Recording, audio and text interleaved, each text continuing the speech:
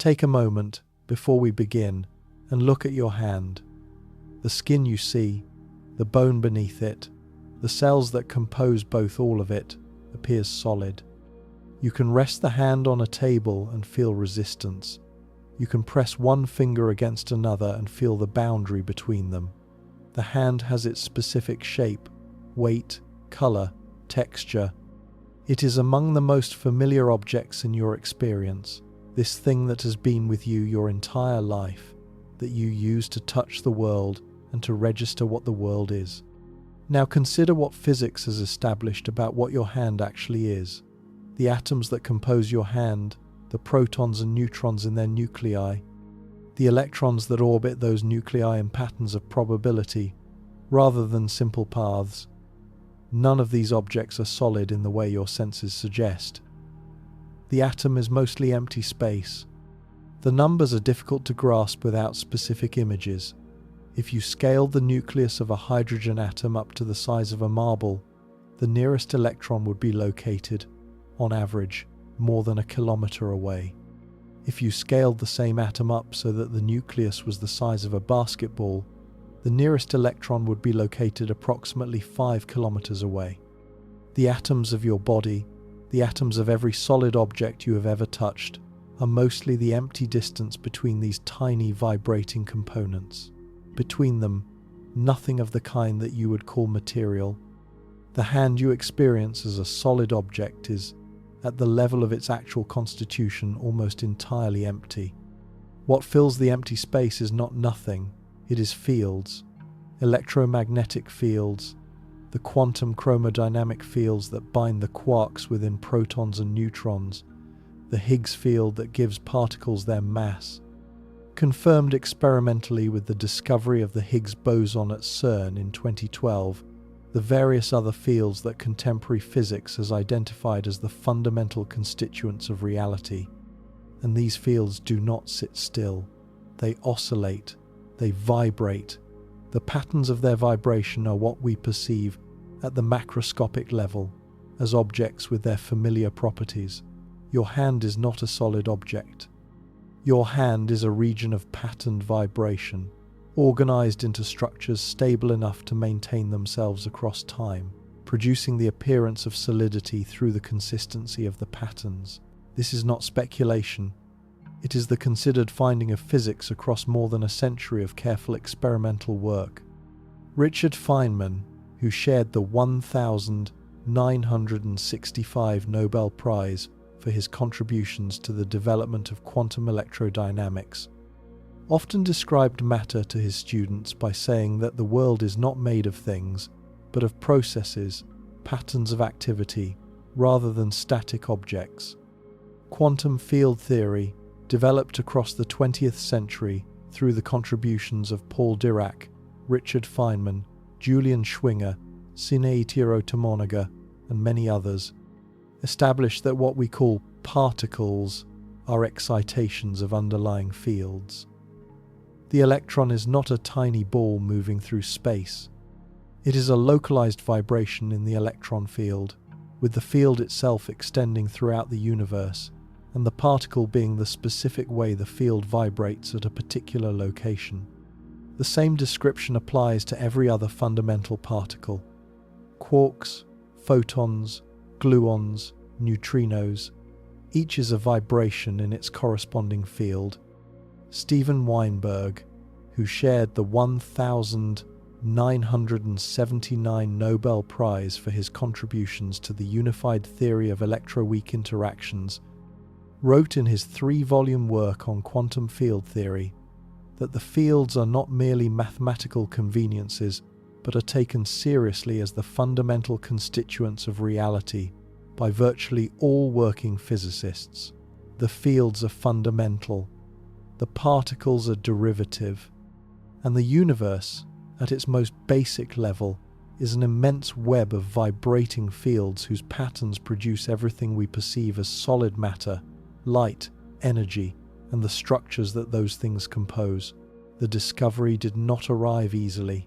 The classical physics of Newton had treated matter as composed of small, solid particles moving according to deterministic laws, with empty space between them.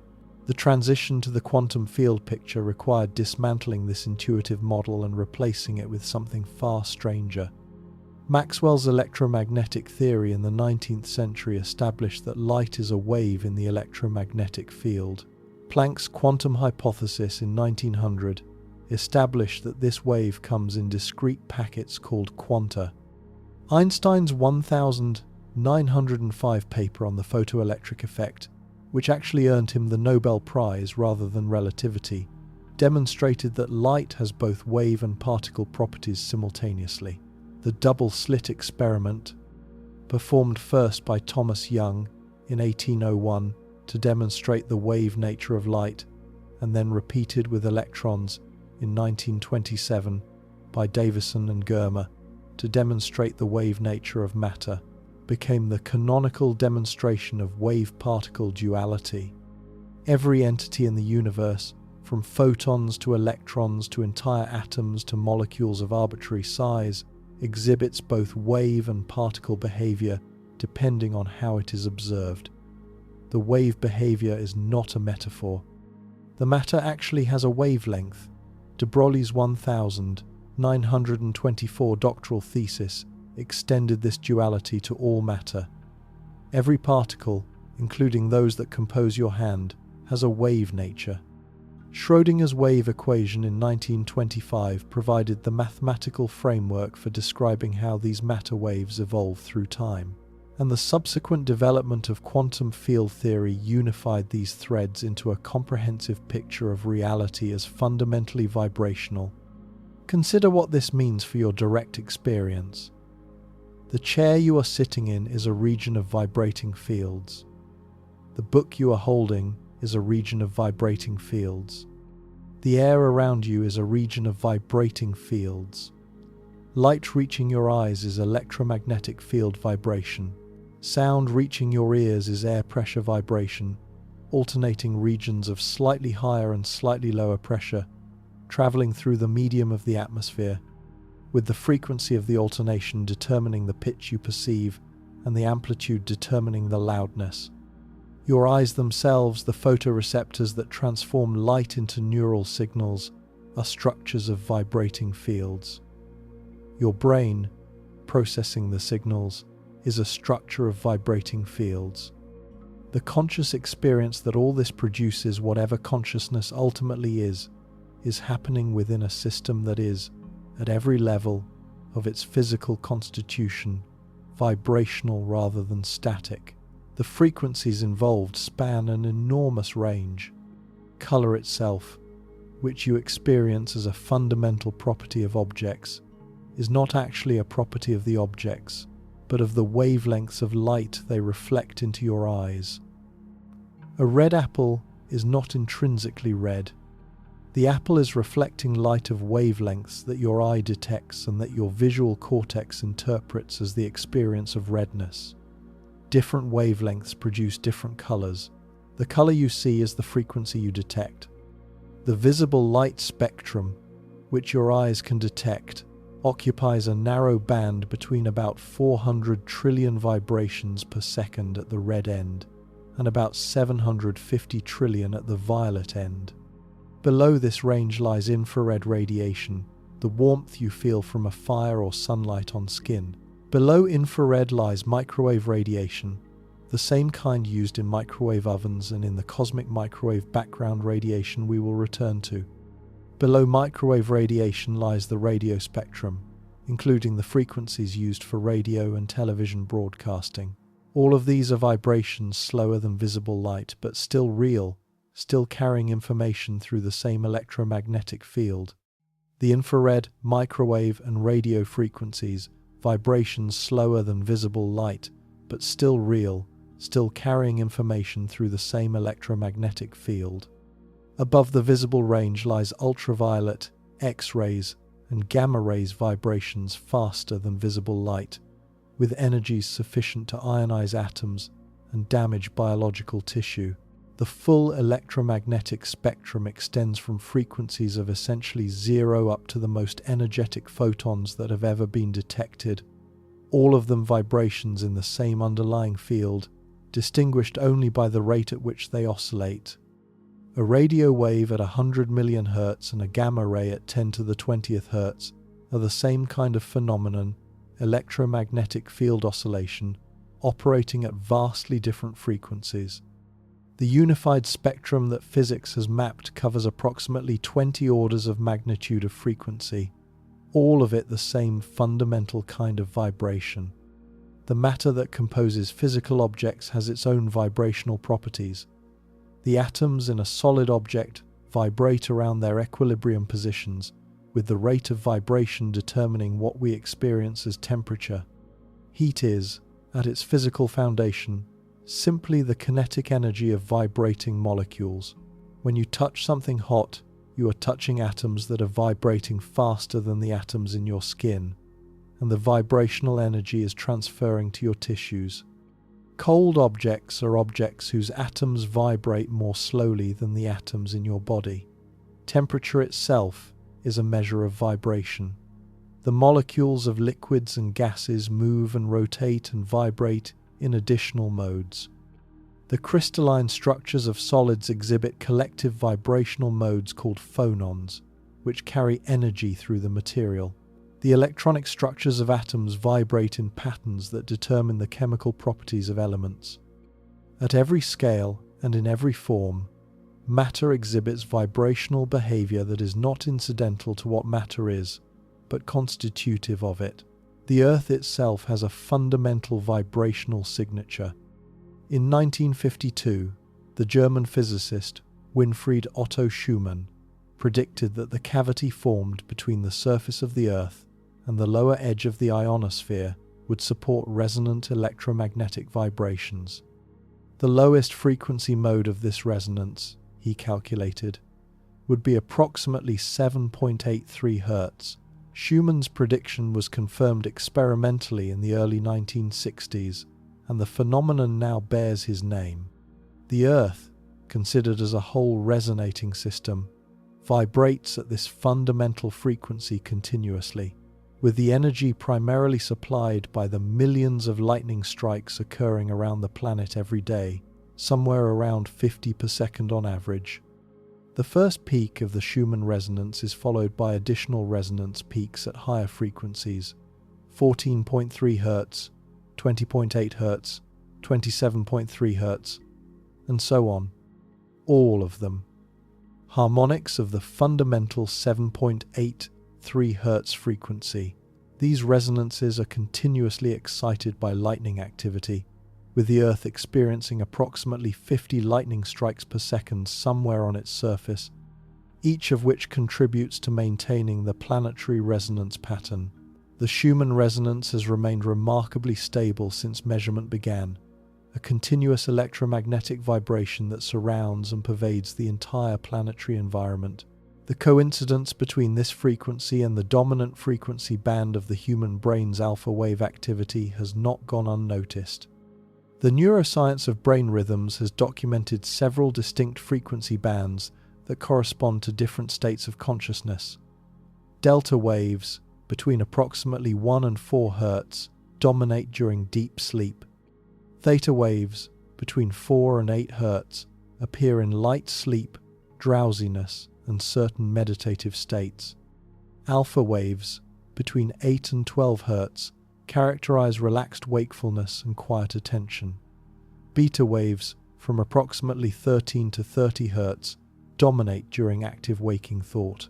Gamma waves, above approximately 30 Hz and reaching up to 100 or more, have been associated with high-level cognitive integration and have appeared in unusually pronounced patterns in long-term meditation practitioners, studied by Richard Davidson at the University of Wisconsin. The alpha rhythm of human electroencephalography centers around 8 to 12 Hz, with substantial individual variation. The Schumann resonance falls at the lower edge of this range. Whether this is a meaningful correspondence or merely a coincidence remains debated. Various researchers across decades have explored the possibility that human consciousness has some kind of resonant relationship with the planetary environment in which it evolved, but the evidence for any clear causal mechanism connecting the two remains inconclusive at present. What has been established empirically is that the Earth has a fundamental vibrational frequency, that the human brain operates within overlapping frequency ranges, and that the question of whether the correspondence has biological significance remains open. The cosmos itself has its own vibrational signature. The cosmic microwave background radiation provides the most striking demonstration of the vibrational character of reality at the largest scales accessible to observation. The cosmic microwave background, discovered by Arno Penzias and Robert Wilson in 1964 at Bell Telephone Laboratories and recognized with the Nobel Prize in 1978, is the residual radiation from the formation of the universe approximately 13.8 billion years ago. This radiation fills all of space at a temperature of about 2.7 Kelvin, with a peak wavelength corresponding to a specific microwave frequency. It is the most ancient electromagnetic signal in existence, the literal vibrational echo of the universe's origin. Every cubic centimeter of space contains photons from this background, vibrating at frequencies that have been gradually decreasing as the universe expands and stretches the wavelengths of light that travel through it. The discovery of the cosmic microwave background settled fundamental debates about the origin of the universe.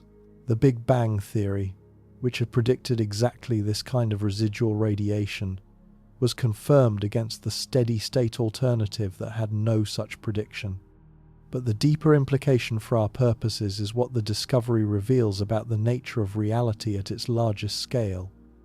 The universe began as an extraordinarily hot, dense state.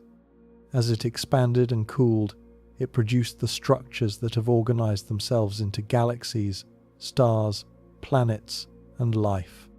And the entire process, from the initial conditions through the present moment, has been a vast unfolding pattern of vibration and resonance fields, oscillating, particles condensing from those oscillations, structures forming through the self-organization of vibrating matter, consciousness eventually emerging through patterns of vibration in biological systems, sophisticated enough to support it. This picture, which physics has been developing across the past century and a half, is not what most people learned in their primary school science classes. Most introductory science teaches matter as composed of small, solid particles, with the wave properties of matter mentioned briefly if at all. The full implications of the field-theoretic picture remain culturally underappreciated, even though they have been the consensus among physicists for generations. The implication for our ordinary concept of matter is profound. Reality is not made of solid stuff. The Nobel laureate Wolfgang Pauli, whose contributions to quantum mechanics in the 1920s and 1930s helped establish the modern picture, is reported to have summarized the implication for his students with characteristic bluntness.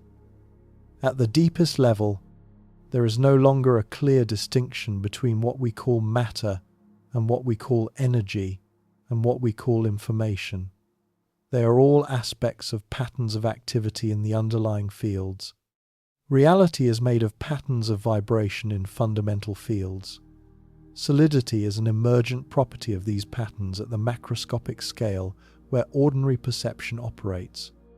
The fundamental level is rhythmic, dynamic, oscillatory. Everything that exists as vibration. Now, an important question arises. If reality at its most fundamental level is vibrational, what does this mean for the religious traditions that have, across thousands of years and across cultures that had no contact with each other, repeatedly described God or the divine in terms of sound, word, vibration, or some closely related vibrational concept? The pattern of these religious descriptions deserves attention because of how unlikely the convergence appears once you actually examine it. The Jewish and Christian scriptures begin the story of creation with God speaking. And God said, "Let there be light," and there was light. The structure of the entire Genesis creation narrative places divine speech at the center of creative activity. God speaks, and what God speaks comes into being. The pattern repeats throughout the chapter. Let there be a firmament, Let the waters be gathered. Let the earth bring forth grass. Let there be lights in the firmament.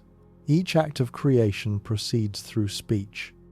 The Gospel of John, written in Greek in the late 1st century, opens with one of the most philosophically dense statements in religious literature. In the beginning was the Logos, and the Logos was with God, and the Logos was God. All things were made through it, and without it nothing was made that was made. The Greek word logos carries layered meaning: word, reason, principle, organizing intelligence. Early Christian theologians, particularly those engaging with Greek philosophy, recognized that this passage situated divine creative activity not in a moment of mere command, but in an ongoing rational structure that constitutes reality itself. The logos through which all things are made is something like the speaking, the rational utterance, the structured vibration of being, though no one in the 1st century could have articulated it in those modern terms.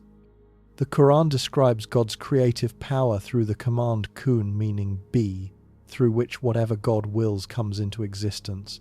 The relevant verse, Surah Yasin 36-82, states, "Indeed, his command, when he intends a thing, is only that he says to it, be, and it is."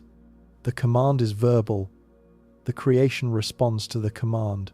The structure of the relationship between divine will and physical reality in this Quranic framing is mediated through speech, through the production of sound, or, more accurately, through the articulation of meaningful utterance that brings being into being. The Hindu tradition, in its foundational text, the Mandukya Upanishad, treats the syllable Om as the primordial sound from which the universe emerged.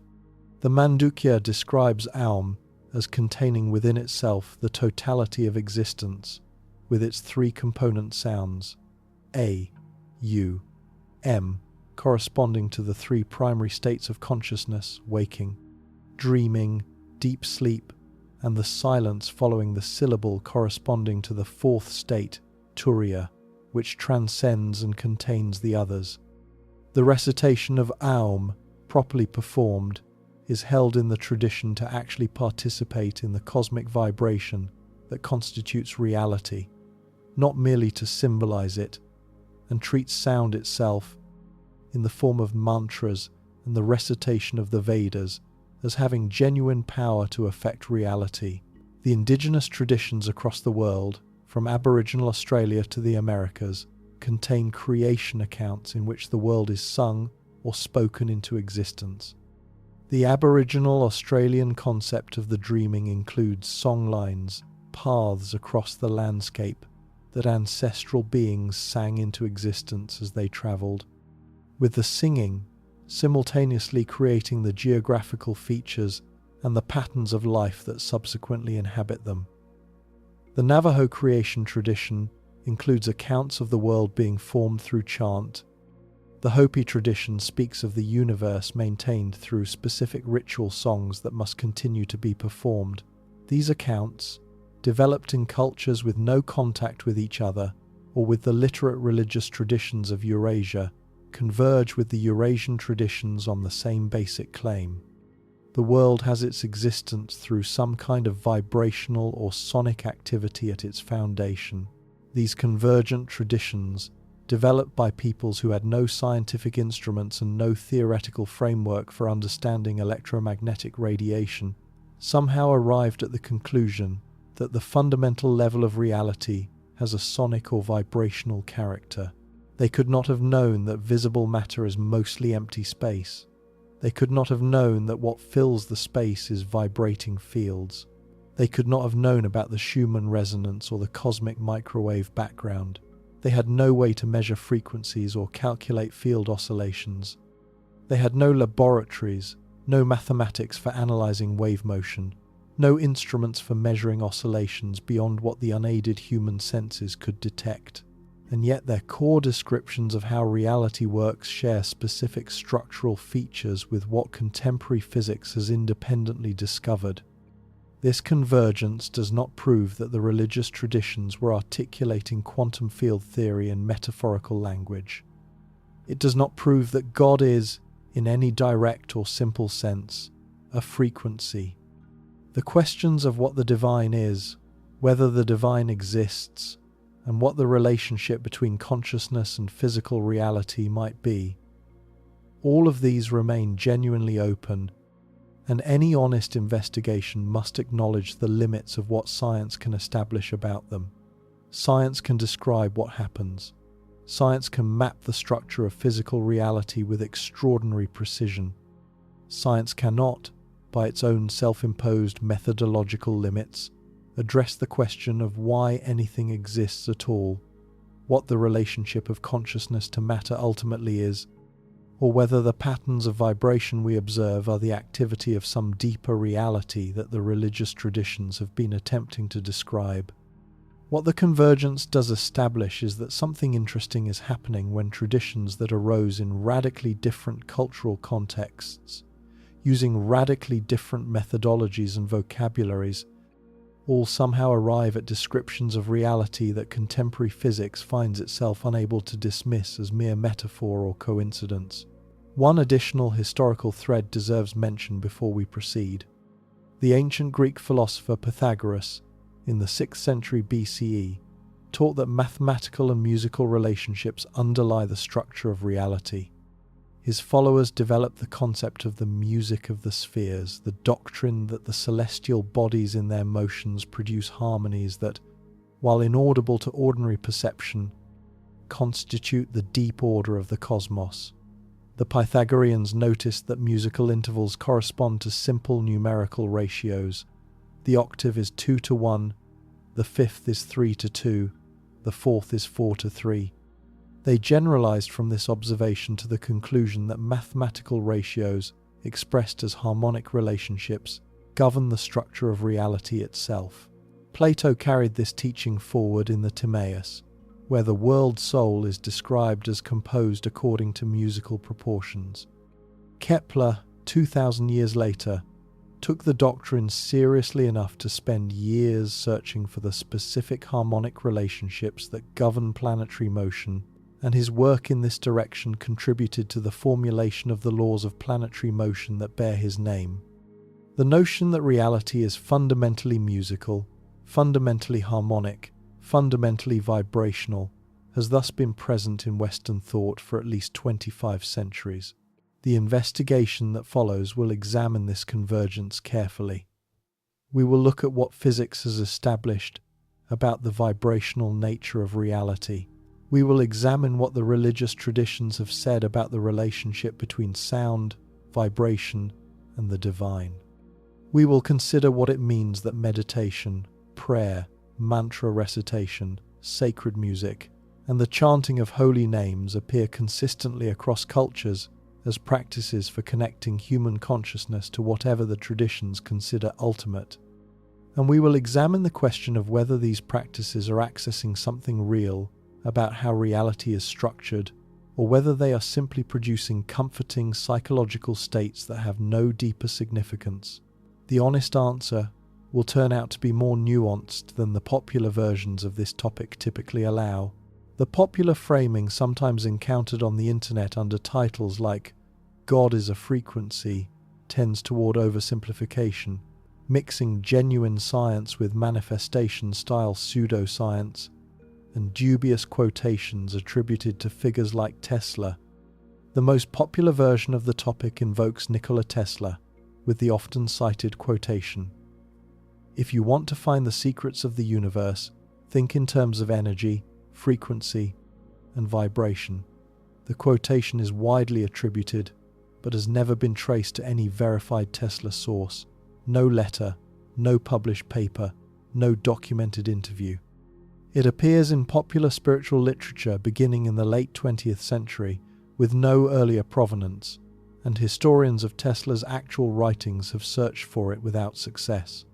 Tesla did do important work on resonance and electromagnetic transmission, including his attempts to develop wireless power transfer at his Wardenclyffe Tower facility on Long Island. but the specific philosophical claims about frequency and the secrets of the universe attributed to him are, on the available evidence, fabrications. Other popular elements of this discussion claims about specific healing frequencies, like 528 Hz, claims about the true tuning of musical instruments, claims about manifesting reality through frequency control are similarly unsupported by evidence and often actively contradicted by what physics has established. We will not be following that path. The actual situation is both more interesting and more difficult to summarize in catchy phrases. Reality is vibrational at its foundation. The religious traditions have consistently described the foundation of reality in vibrational terms. Whether this convergence implies that the divine is, in some genuine sense, vibrational, or whether it implies that vibration is one of the channels through which, whatever the divine is, becomes accessible to human consciousness, or whether it implies something else entirely. These are the questions that the rest of this investigation will attempt to engage seriously. A serious question deserves serious treatment, and the cheap version of this conversation tends to substitute slogans for understanding. We will engage these questions across the parts that follow without forcing premature conclusions. We will not claim that physics has proven the religious traditions correct, because physics has not proven anything of the sort. We will not claim that the religious traditions have anticipated the discoveries of physics, because that would be a different kind of overstatement. We will examine the convergence as something worth taking seriously, asking what each side is actually saying and what the apparent agreement might mean. For now, hold this in mind. The hand you are looking at is mostly empty space, filled with vibrating fields. The thoughts you are having about the hand are happening in a brain that is itself a structure of vibrating fields. The chair, the room, the building, the planet, all of it is vibration, all the way down to the smallest scales that physics has been able to probe. And every major spiritual tradition that humanity has produced has, in its own vocabulary, suggested that this is the case, and that the path to whatever they call the divine runs through engagement with the vibrational nature of reality. The convergence between contemporary physics and the foundational descriptions of every major religious tradition is real. Something is happening here that deserves more than dismissal and more than oversimplified affirmation. The second part of this investigation will examine what physics permits when we ask whether consciousness itself participates in the vibrational structure of reality, and whether the relationship between consciousness and the divine that the religious traditions describe could have any coherent connection to what quantum field theory establishes about how reality actually works. The third part will engage the religious traditions themselves in depth, examining the specific ways that Christianity, Islam, Hinduism, Buddhism, Judaism, and the indigenous traditions have understood the relationship between sound, vibration, and the divine. The fourth part will bring everything together, asking what the integrated picture means for how you live your own life and engage your own practices, whatever those practices may be. The investigation of what exactly that something is will occupy the parts that follow. The first part of this investigation established that physics has documented a vibrational structure underlying all of physical reality. Matter is patterns of vibration in fundamental fields. Light is electromagnetic vibration. Sound is air pressure vibration. The earth resonates at its Schumann frequency. The cosmos carries the residual vibrational signature of its origin. Every level of reality, from the subatomic to the cosmological, exhibits vibrational behavior that is not incidental to what reality is but constitutive of it. This establishes one half of the convergence we are examining. The other half involves how human consciousness relates to this vibrational structure. The question is more substantive than it might initially appear. If reality is fundamentally vibrational, What does this imply about the consciousness that perceives it? Is the perceiver also vibrational? Does consciousness itself participate in the same fundamental processes that produce the physical world? Or does consciousness stand outside this structure, observing it without being part of it? The answers to these questions matter because they determine how seriously we should take the convergent claim of every major spiritual tradition that engagement with vibration provides access to whatever those traditions consider ultimate. Contemporary neuroscience has documented extensively that consciousness, considered as a physical phenomenon, operates through vibrational mechanisms.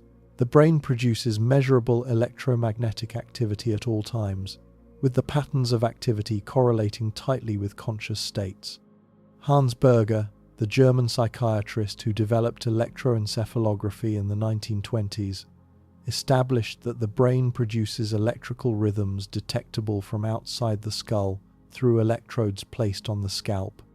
The rhythms occur in distinct frequency bands corresponding to distinct states of consciousness. Berger published his findings beginning in 1929 against substantial professional skepticism. His claim that the brain produces measurable electrical activity was met with disbelief by many of his contemporaries who suspected artifacts in his measurements.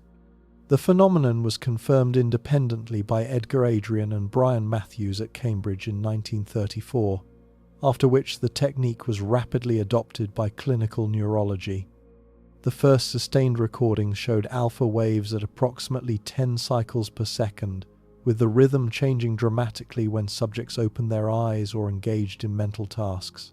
Berger had documented, for the first time in history, the brain's vibrational signature varying with mental state. The discovery transformed neurology and provided the empirical foundation for everything that followed in the scientific study of brain activity. The frequency bands have been mapped with increasing precision.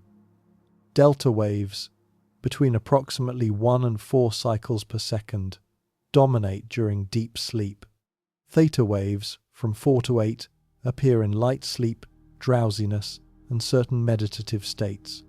Alpha waves, from 8 to 12, characterize relaxed wakefulness and quiet attention. Beta waves, from 13 to 30, dominate during active waking thought and problem solving.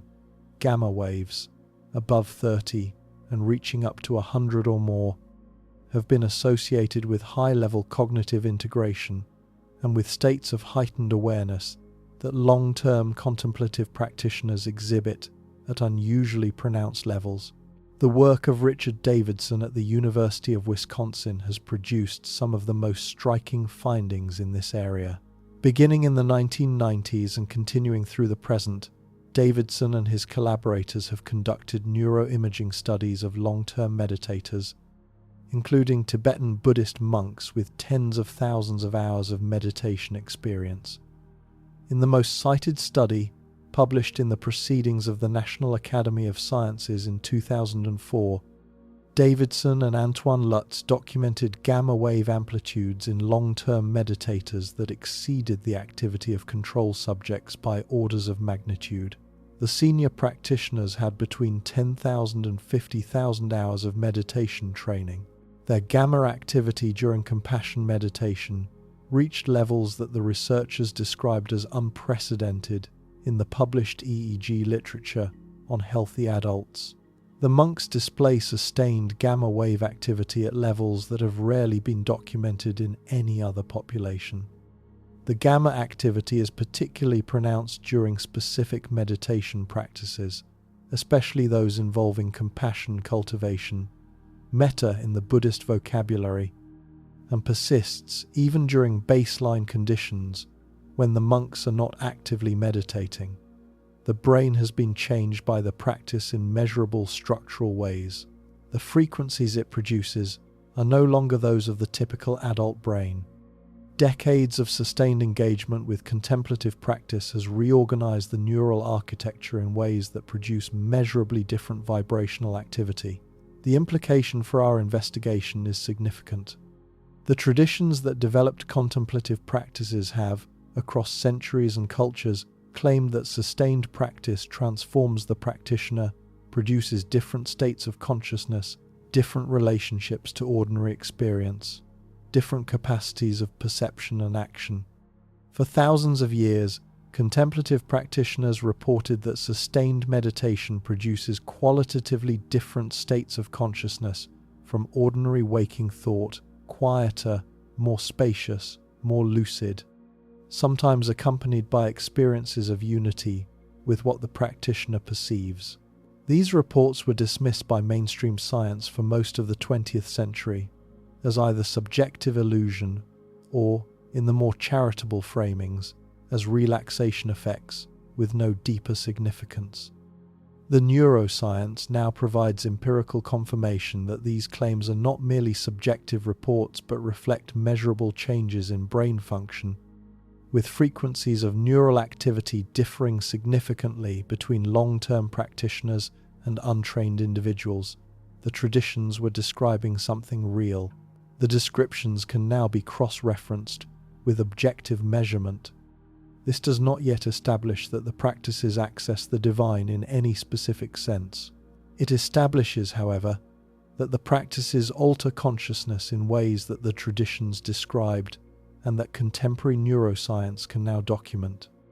The further question whether the altered states actually access something beyond the brain that is producing them requires examination of additional evidence and a wider theoretical framework.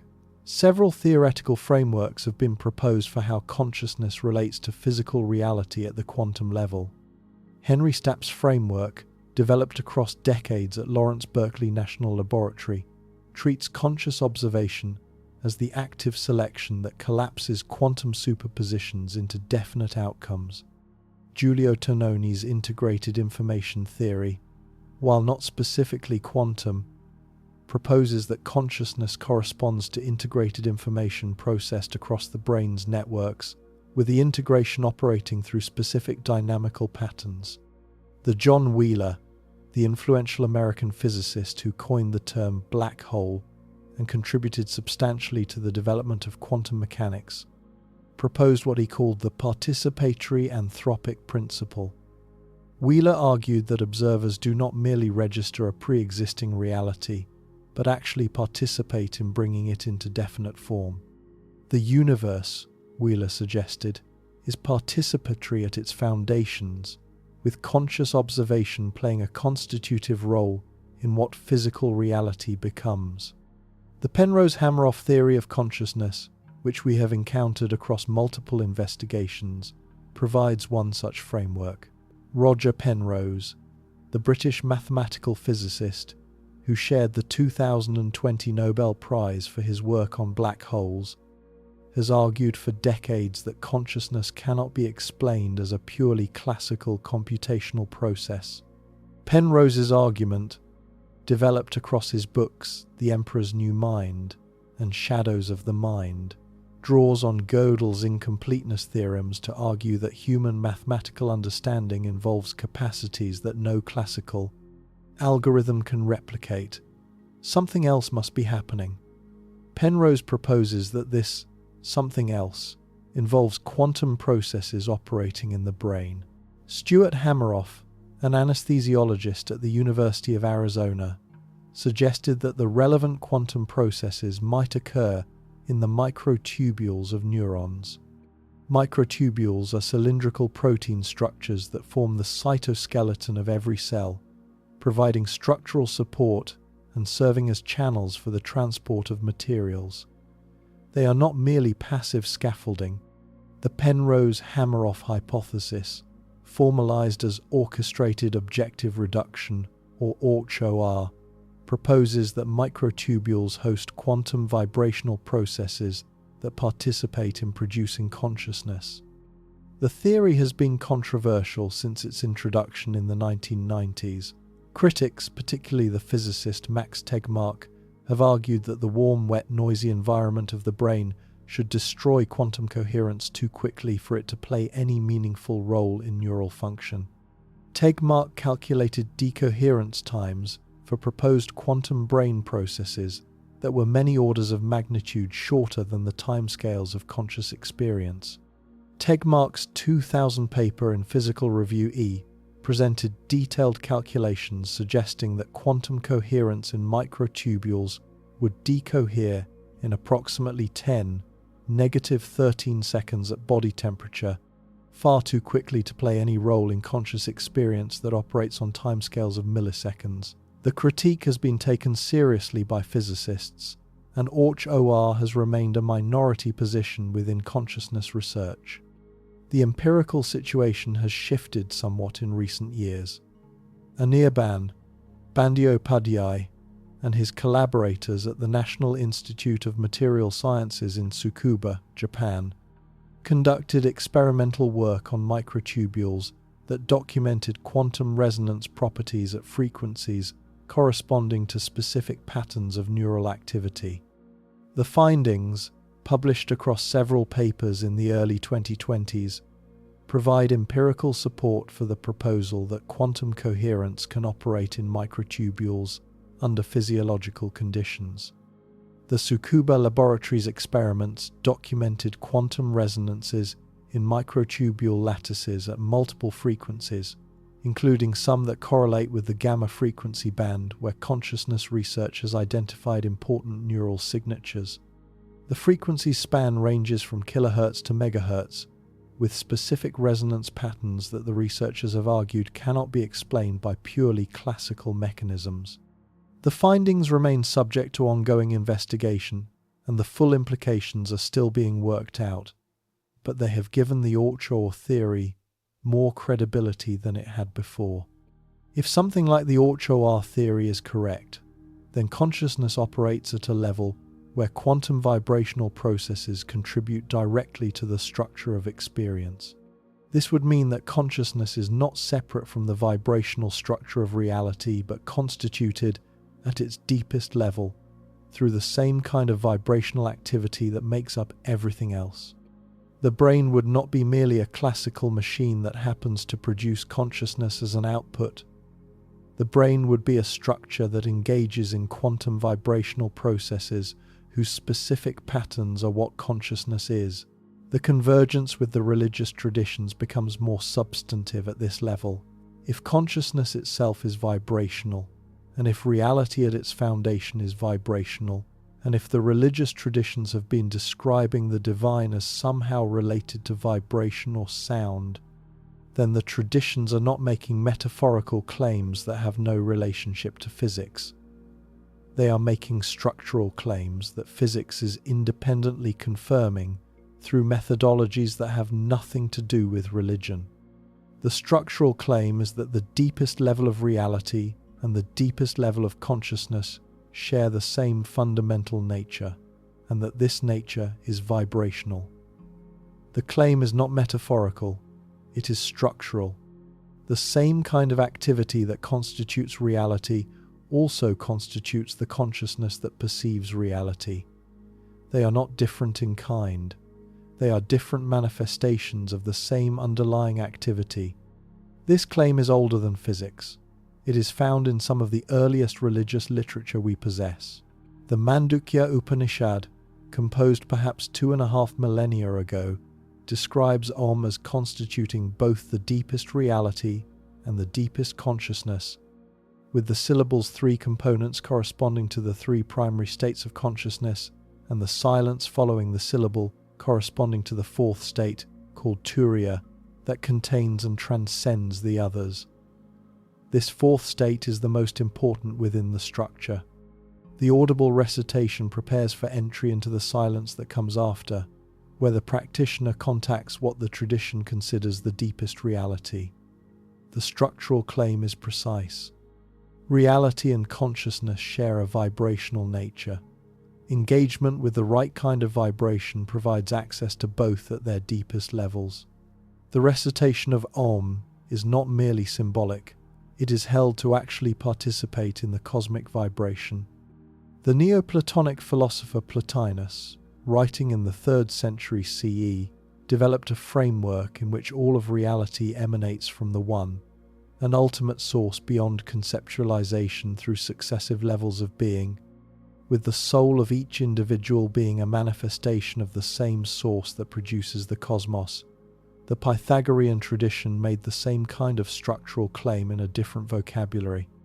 Mathematical relationships, expressed as harmonic ratios, govern both the structure of reality and the structure of consciousness.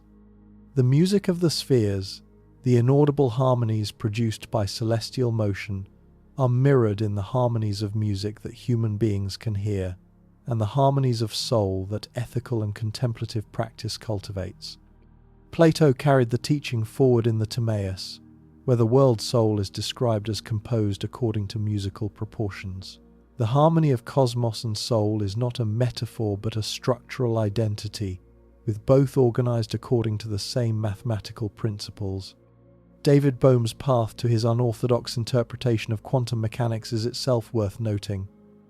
Bohm worked with Einstein at Princeton in the early 1950s, and his work on the foundations of quantum mechanics produced an alternative to the standard Copenhagen interpretation that took the wave function to be physically real rather than merely a calculation device.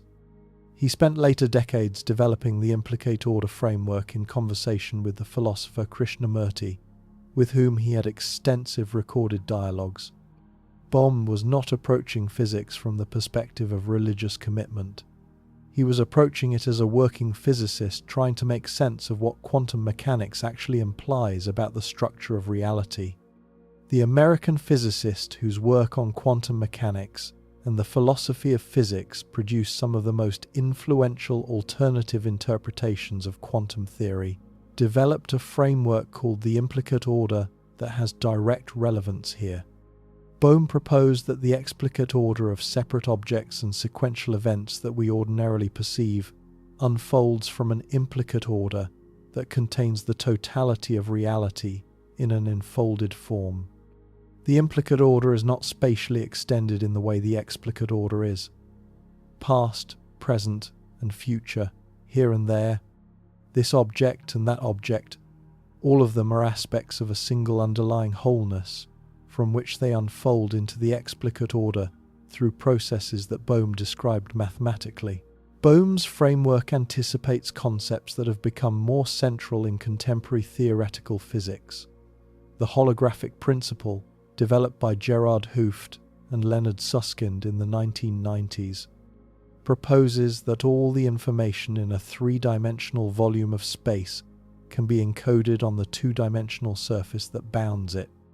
This counterintuitive principle has gained substantial theoretical support through its application to black hole physics and through its role in the ADS-CFT correspondence in string theory. The implication is that the apparent three-dimensional structure of physical reality may be derivative from a more fundamental two-dimensional information structure, a finding that resonates with Bohm's earlier proposal that the explicate order unfolds from a more fundamental implicate order. Bohm's framework has profound implications for how we should understand the relationship between consciousness and physical reality. Consciousness, in Bohm's view, is not separate from the implicate order, but participates in it directly. The brain unfolds the explicate order from the implicate, in the same way that all physical processes unfold the explicate from the implicate. The thoughts and experiences of consciousness are themselves unfolding from the same source as the physical world that the consciousness perceives. There is no fundamental separation. There is one unified process, with consciousness and matter as different manifestations of the same underlying reality. This is, in striking detail, what the contemplative traditions across cultures have been describing for thousands of years. The South Indian sage Ramana Maharshi, who lived from 1879 to 1950 and whose teachings have been recorded in extensive transcripts, taught that the deepest practice consists of inquiring into the source of the sense of I, pursuing the question, "Who am I?" until the inquiry dissolves into the silent ground from which all individual identity arises. The Vedanta tradition's foundational text, the Chandogya Upanishad, contains the famous formula Tattvam Asi, that art thou explicitly identifying the practitioner's deepest self with the ultimate ground of reality. This identification of Atman, the deep self, with Brahman, the ultimate reality, expresses the same structural claim Bohm made in physics-derived vocabulary. The mystical traditions of Christianity, particularly through figures like the 14th century German mystic Meister Eckhart, have made similar claims in different terms that the soul's deepest ground is identical with the divine ground, that the eye with which I see God is the same eye with which God sees me. My eye and God's eye is one eye, one seeing, one knowing, one loving. The Sufi doctrine of Wahdat al-Wujud, the unity of being, articulated systematically by the Andalusian Sufi master Muhyiddin Ibn Arabi, 1165–1240, in works including the massive Futuhat al-Makkiyah, the Meccan openings. 1. Expresses the structural claim within the Islamic mystical tradition. Ibn Arabi's framework distinguishes multiple levels of reality, with the divine reality flowing through all levels and being directly accessible to the practitioner who has cultivated the appropriate receptivity. The convergence here is not loose.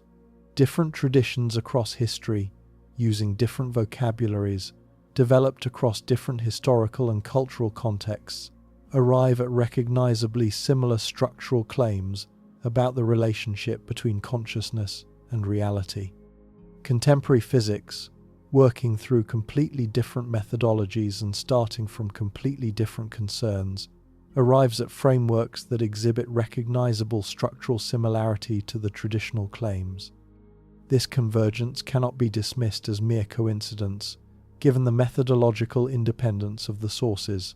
Something is being recognized across these different investigations that produces convergent descriptions despite the divergent paths. We should be careful here about what the convergence does and does not establish. It does not establish that the religious traditions are correct in their specific theological claims. It does not establish that physics has proven the existence of God. It does not establish any specific religious doctrine. What it establishes is that the structural picture of reality that contemporary physics has developed exhibits features that the contemplative traditions have been describing for thousands of years, and that the convergence is not the result of either side influencing the other. Physics did not develop quantum field theory because it wanted to confirm religious claims. The Upanishads were not written to anticipate 21st century neuroscience. The independence of the sources is what makes the convergence interesting. When independent investigators using different methods arrive at structurally similar conclusions, the convergence is evidence of something. Not proof, but evidence. And the evidence here points toward a structural feature of reality that both contemporary physics and ancient contemplative practice have, in their different ways, identified. We can now ask the question that this investigation has been building toward.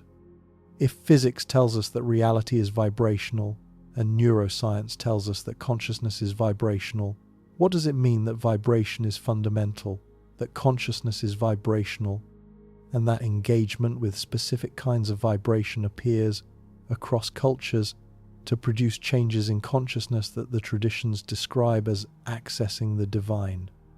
The honest answer involves several layers. The first layer is that consciousness is, at minimum, capable of being modulated through vibrational engagement. The clinical research on these effects has accumulated substantial evidence. Jon Kabat-Zinn's mindfulness-based stress reduction program, developed at the University of Massachusetts Medical School beginning in 1979, has been studied in hundreds of clinical trials, documenting effects on chronic pain, anxiety, depression, and immune function.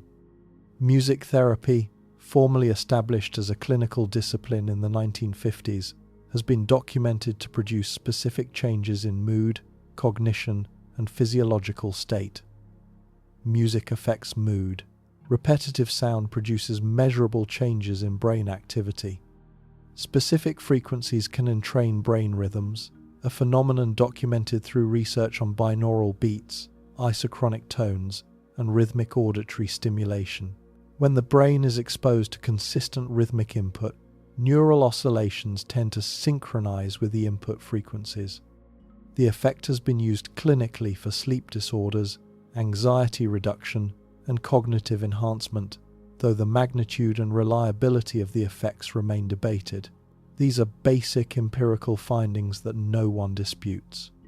What is disputed are the more specific claims that particular frequencies have particular effects in ways that go beyond general entrainment. The claims about 528 Hz being the love frequency or the solfeggio, frequencies having specific spiritual properties. These claims, popular in some spiritual circles, do not have empirical support beyond placebo and selection effects. The general phenomenon of vibrational influence on consciousness is real. The specific claims about magical frequencies are not. Helane Wabe and colleagues at the Institute of Noetic Sciences have conducted laboratory studies documenting that meditation, chanting, and related vibrational practices produce measurable physiological changes that correlate with the subjective reports practitioners give. The changes are not merely placebo effects, they appear in physiological measurements that the practitioners cannot consciously control. Vibrational engagement changes how consciousness operates. The second layer is that the changes consciousness undergoes through certain kinds of vibrational engagement are not random fluctuations, but led in particular directions that the traditions have mapped. Mantra repetition tends to produce settled, expansive states. Sacred music tends to produce reverence and emotional opening. Liturgical chanting tends to produce sustained attention and integration of group consciousness. The Islamic practice of dhikr, the rhythmic repetition of divine names, produces specific contemplative states that practitioners describe as direct experience of divine presence. The Christian practice of the Jesus prayer, particularly within the Eastern Orthodox tradition, uses repetitive vocal or silent prayer linked to breath and heartbeat to produce sustained meditative engagement. Drumming at specific frequencies, particularly in the 4 to 7 Hz theta range, has been documented to produce trance states across many cultural contexts. Anthropologist Michael Harner's research on shamanic drumming found consistent effects on consciousness across cultures with no historical contact, suggesting that the frequency itself produces specific neurological changes regardless of cultural framing. These effects are not accidents of cultural happenstance. They are reproducible results of practices designed to produce specific changes in consciousness through specific kinds of vibrational engagement. They are the consistent results of practices that traditions have refined across centuries to produce specific kinds of consciousness changes. The third layer is the more challenging one. The traditions claim that certain kinds of vibrational engagement, properly practiced, do not merely produce subjective states, but actually contact something real beyond the practitioner, that the practitioner connects, through the vibration, with something that the tradition considers ultimate. The vibration, on the traditional account, is not merely a tool that produces internal states. The vibration is, in some sense, the channel through which the connection actually occurs. Whether this claim is correct cannot be established by neuroscience alone. The hard problem of consciousness, articulated by the philosopher David Chalmers, identifies precisely the limit being approached here. Even with complete neurological description of brain processes, there remains a question about why those processes are accompanied by subjective experience at all, and what the nature of that experience is. The neuroscience can document what happens in the brain. The further question of whether the brain, in those states, is contacting something beyond itself is a question that requires additional resources to engage. The frameworks we have been examining provide some of those resources. If consciousness is genuinely participatory in the implicate order, in the way Bohm proposed, then engagement with vibration that aligns the practitioner's consciousness with the deeper structure of reality could plausibly access dimensions of reality that ordinary consciousness does not access. If quantum processes in microtubules connect individual consciousness to the broader quantum field structure that physics has been mapping, then vibrational practices that affect those processes could plausibly affect the practitioner's relationship to that broader structure. The HeartMath Institute's research on cardiac coherence provides another mechanism worth considering. The heart produces a measurable electromagnetic field extending several feet beyond the body, with a magnitude approximately 100 times stronger than the brain's electromagnetic field. The cardiac field varies with emotional state, becoming highly coherent during sustained positive emotional engagement. The field is detectable several feet from the body using standard magnetometers. Whether this field carries information that could be relevant to vibrational engagement with reality remains an open empirical question, with researchers including Roland McCraty arguing that it does, and other researchers expressing skepticism. These mechanisms are speculative. They are not established. But they are not impossible, and they would, if correct, provide pathways through which the traditional claims could be coherent rather than mere wishful thinking. The honest position acknowledges all of these layers without overstating any of them. The careful position recognizes what each layer establishes and where the limits of current knowledge lie. Vibration is fundamental to physical reality. Consciousness is vibrational at its neural substrate. Vibrational engagement modulates consciousness.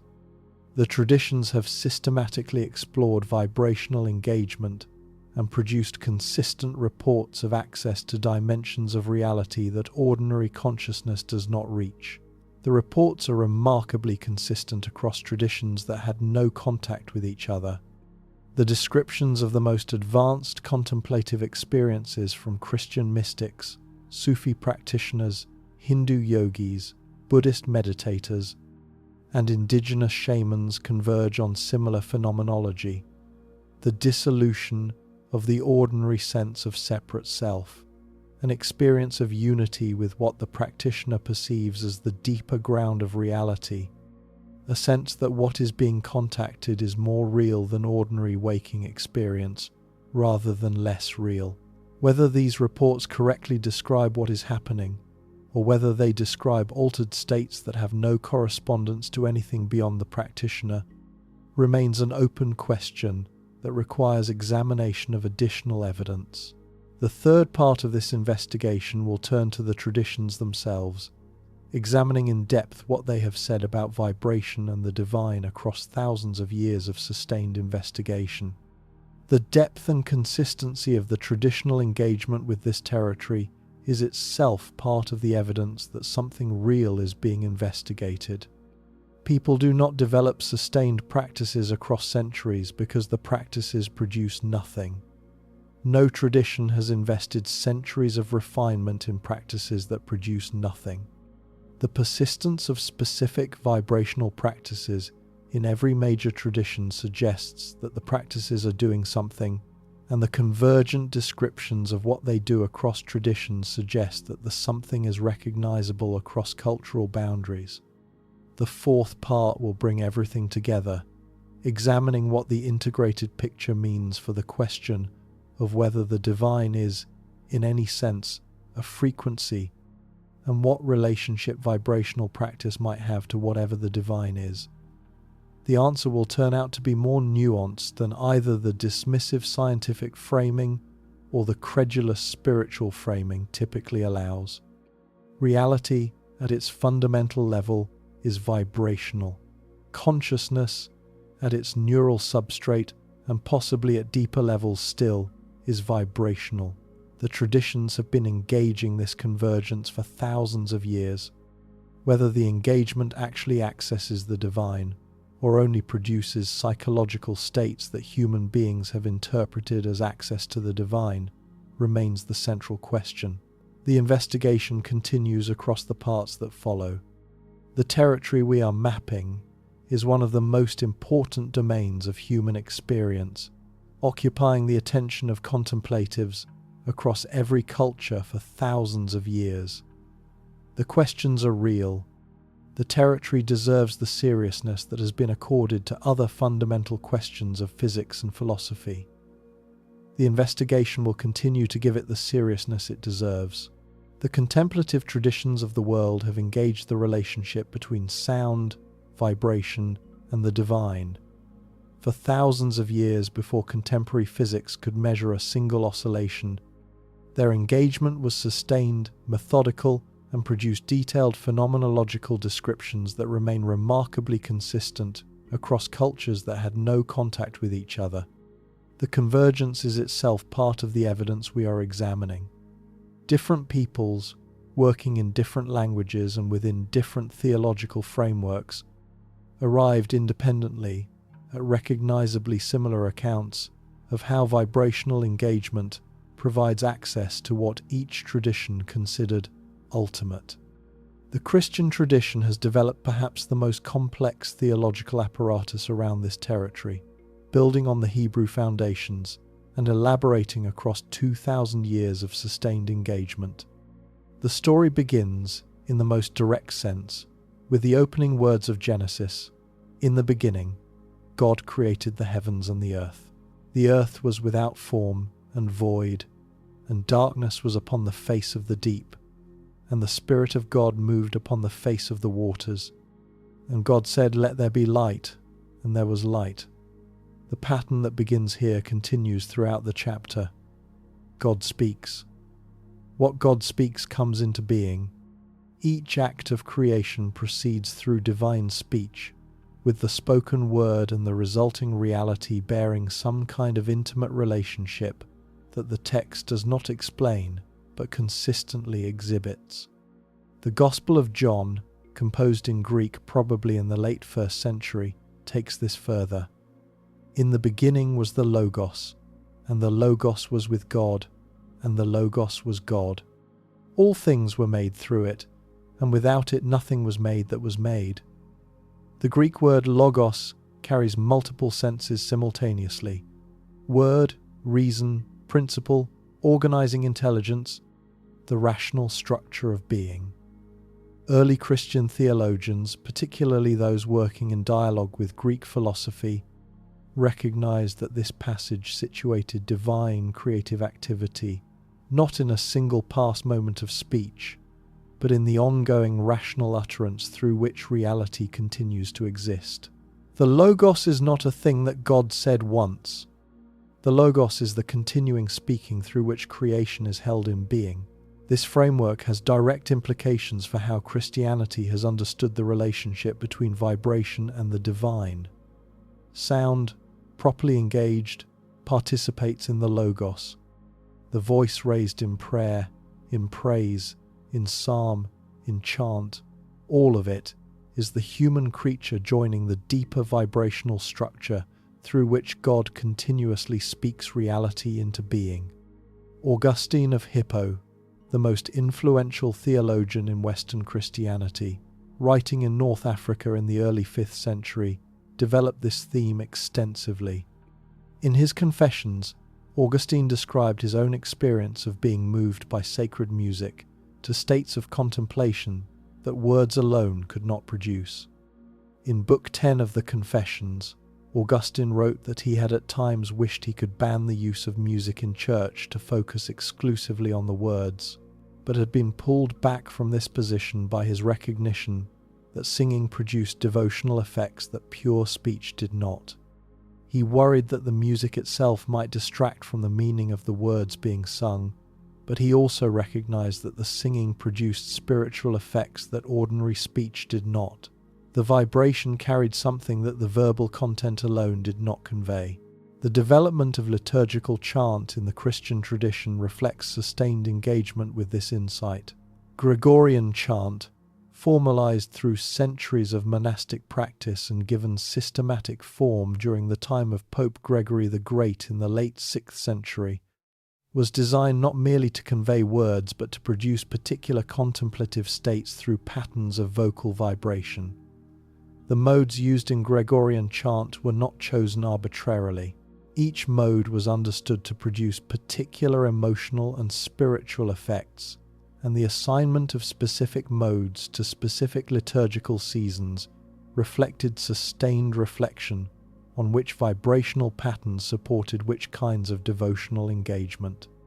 Hildegard of Bingen, the 12th century German abbess and visionary, produced one of the most significant bodies of sacred music in the Western tradition.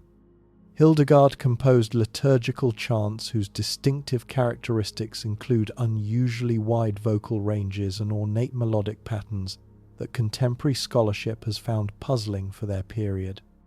She also wrote treatises on sacred music as participation in cosmic harmony. Hildegard described the human soul as essentially symphonic, naturally responding to harmonic patterns that resonate with its own structure. Hildegard wrote in one of her letters that the soul is symphonic, using the Latin word symphonialis. She held that the human soul was created with the capacity to resonate with the harmonies of the cosmos, and that sacred music was a medium through which this resonance could be activated. Sacred music, in her framework, was not merely religious entertainment, but an active alignment of the human soul with the deeper harmonies of creation. Across the centuries, Mount Athos in northern Greece has functioned as the central site for Orthodox monastic practice. With 20 monasteries continuing in operation today, and a tradition of contemplative life that has remained essentially unchanged for over 1,000 years. The Christian Trinity itself can be read in vibrational terms, with the Father as the source of being, the Son as the eternal word through which the Father expresses, and the Spirit as the breath that carries the word into the world. The Eastern Orthodox tradition developed perhaps the most sophisticated framework for vibrational engagement with the divine through its tradition of hesychasm. Hesychasm, meaning stillness in Greek, was systematized particularly through the work of Gregory Palamas in the 14th century, building on practices that had developed across previous centuries within Orthodox monasticism.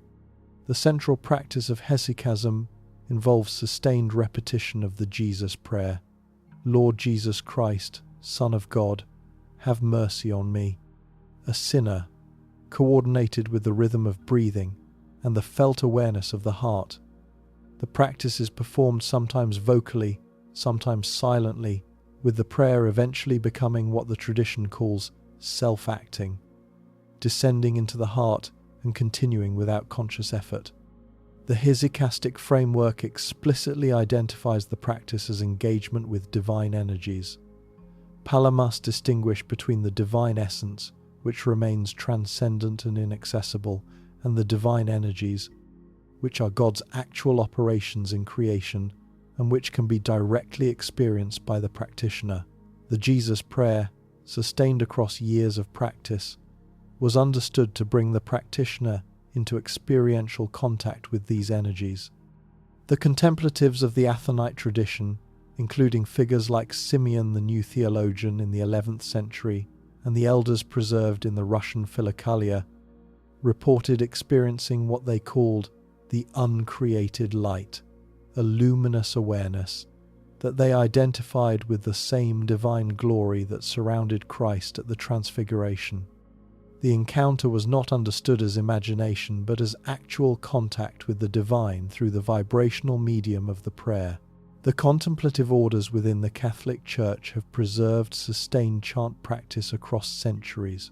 The Trappists, the Carmelites, the Cistercians, each has its own version of liturgical chant that structures the daily monastic life. The Catholic mystical tradition has produced parallel frameworks through different vocabularies. Teresa of Avila, the 16th century Spanish reformer of the Carmelite order, described stages of prayer that culminated in what she called union direct experiential contact with the divine, in which the practitioner's own ego boundaries become permeable to the divine presence. Teresa was emphatic that these states could not be produced through technique alone, but she also recognized that practices, including vocal prayer, contemplative meditation, and the cultivation of recollection prepared the soul for the experiences of union when divine grace produced them. John of the Cross, Teresa's contemporary and collaborator in reform, developed similar themes in works including Dark Night of the Soul and Spiritual Canticle. John described the deepest contemplative experiences as occurring beyond words, beyond images, beyond all conceptual content in what he called the secret ladder by which the soul ascends to union with God.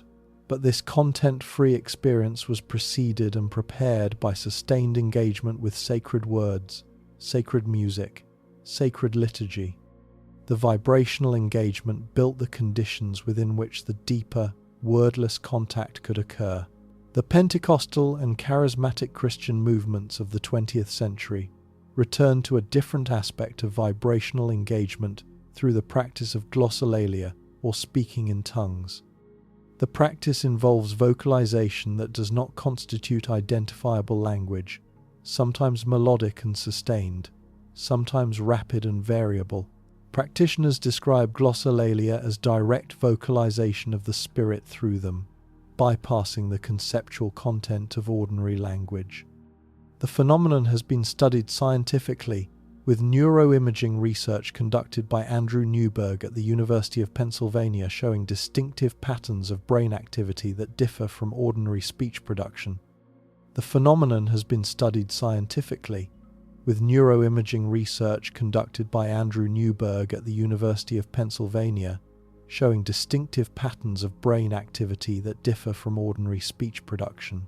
Whatever the ultimate interpretation of glossolalia, the persistent appearance of non-conceptual vocalization as part of intense religious experience across multiple Christian movements points towards something the traditions consistently identified, that vibrational engagement with the divine sometimes operates beyond the structures of ordinary language.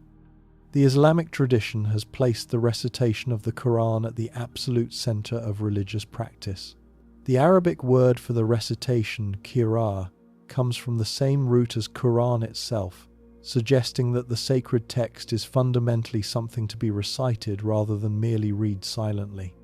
The transmission of Islamic revelation began with the angel Gabriel commanding Muhammad to recite, and the recited word has remained primary throughout Islamic history.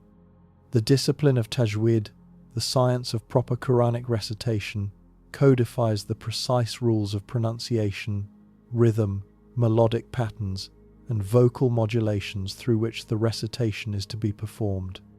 The discipline assumes that the patterns of vibration matter, that the Quran is not adequately recited if the patterns are wrong. The aesthetic and spiritual effects of skilled Quranic recitation have been documented across cultures. Master reciters developed their craft over decades, and recordings of the most accomplished reciters have moved listeners across religious boundaries. The recitation is understood within Islam as more than acoustic performance. Listeners across the Islamic world have testified to extraordinary experiences during exposure to skilled Quranic recitation tiers, expanded awareness, the sense of being addressed directly by the divine. The proper recitation is held to make the divine speech present to the listener, not as a representation of an absent original, but as the divine speech itself, continuing to occur in the act of recitation. The vibration is the channel through which the eternal word becomes audible in time. Sufism, the mystical dimension of Islam, has developed sustained practices around vibrational engagement with the divine. The practice of dhikr, the remembrance of God through repetition of divine names, has been refined across many centuries within multiple Sufi orders. The Islamic tradition recognizes 99 names of God, beautifully catalogued in Ibn Arabi's Futuhat al-Makkiyah and in many other classical works. The names number 99, each capturing a different aspect of the divine reality. The 99 names span the divine attributes: Al-Raham, the compassionate; Al-Rahim, the merciful; Al-Qudus, the holy; Al-Salam, the source of peace; Al-Mu'min, the inspirer of faith, and many others. Sufi practitioners select names appropriate to their needs and repeat them rhythmically, sometimes silently, sometimes aloud, sometimes in coordinated group practice. The repetition produces particular contemplative states, with different names producing different effects according to their meaning and vibrational quality. The whirling dance of the Mevlevi order, founded by the followers of Jalaluddin Rumi in 13th century Anatolia, represents one of the most distinctive forms of vibrational engagement in any tradition. The dance combines repetitive rotation, musical accompaniment featuring the ney flute and large drums, sustained chanting, and coordinated, breathing into a comprehensive practice that aims at producing what Rumi called annihilation in love, the temporary dissolution of the ordinary self and union with the divine. The practice has been continuously transmitted within the order for over 700 years, with detailed protocols governing its performance. The dancers wear specific garments, the white skirt representing the shroud of the ego, the camel hair hat representing the tombstone of the ego, the black cloak representing the worldly state that is shed at the beginning of the dance. The right hand turns upward to receive divine grace. The left hand turns downward to channel that grace into the world. And the rotation continues for the duration of the ceremony, with the practitioners maintaining sustained, focused attention. Rumi himself produced poetry that articulates the relationship between sound, vibration, and the divine with extraordinary depth. His Masnavi, often called the Persian Quran by his followers, opens with the cry of the reed flute, separated from the reed bed, a metaphor for the soul's longing for its source. Throughout the work, Rumi returns to the theme of music and sound as vehicles through which the soul encounters its origin. The famous lines from the Masnavi, "Listen to the reed flute, how it tells its tale of separations," establish the framework that runs through the entire poem. Music is not entertainment. Music is the soul's recognition of its source and its longing to return. The Hindu tradition has perhaps the most explicit framework for understanding the relationship between sound and ultimate reality. The Sanskrit term Shabda Brahman, sound Brahman, articulates a sustained tradition in Hindu philosophy that identifies the divine with the deepest level of sound or vibration. The grammarian philosopher Bhartrihari, writing perhaps in the 5th century CE, developed an extensive philosophy of language in which sound, at its deepest level, is identical with consciousness and with the ultimate reality of Brahman. Sound in this framework is not derivative from anything more fundamental. Sound is fundamental. Bhartrihari's framework distinguishes the eternal word from the temporal manifestations of speech, with the eternal word being identical with consciousness itself and being the source from which all manifest reality unfolds. The framework was developed in conversation with the grammatical analysis of Sanskrit, but its implications extend far beyond linguistics. The very structure of meaningful sound, in Bhartrihari's view, reveals the structure of consciousness and reality. The practice of mantra recitation runs through all branches of Hindu spirituality. Mantras are sacred sounds, sometimes single syllables like Om, sometimes longer formulas, sometimes the names of specific deities, sometimes verses from the Vedas. The mantra is not understood as a prayer asking for divine intervention.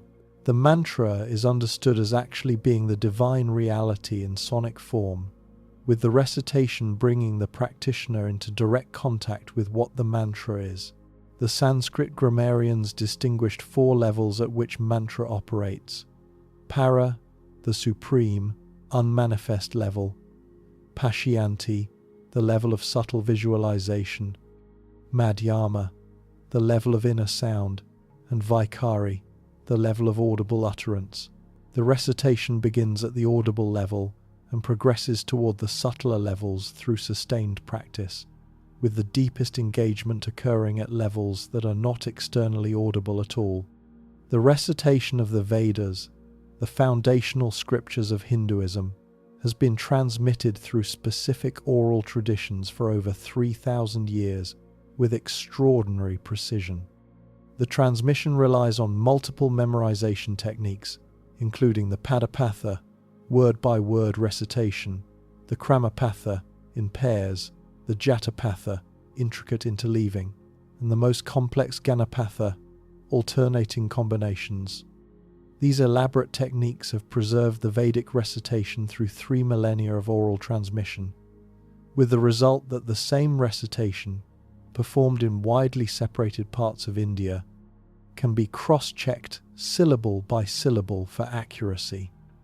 The Vedic recitation involves not only the words, but specific patterns of pitch, rhythm, and pronunciation that have been preserved through the generations. UNESCO has recognized Vedic chanting as a masterpiece of the oral and intangible heritage of humanity. The tradition assumes that the specific vibrational patterns matter, that the Vedas are not adequately preserved through writing alone, because the written text omits the vibrational dimension that constitutes the actual sacred reality.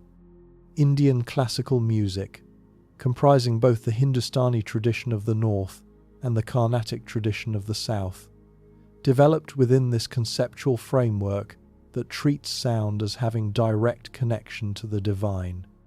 Each raga, the melodic framework around which Indian classical music is organized, was traditionally associated with particular times of day, particular seasons, and particular emotional and spiritual qualities. Performance of a raga at the proper time by a properly trained musician was understood to actually invoke the qualities the raga embodied. The music was not merely entertainment, but a form of sacred practice that participated in the same vibrational engagement with reality that mantra and Vedic recitation involved.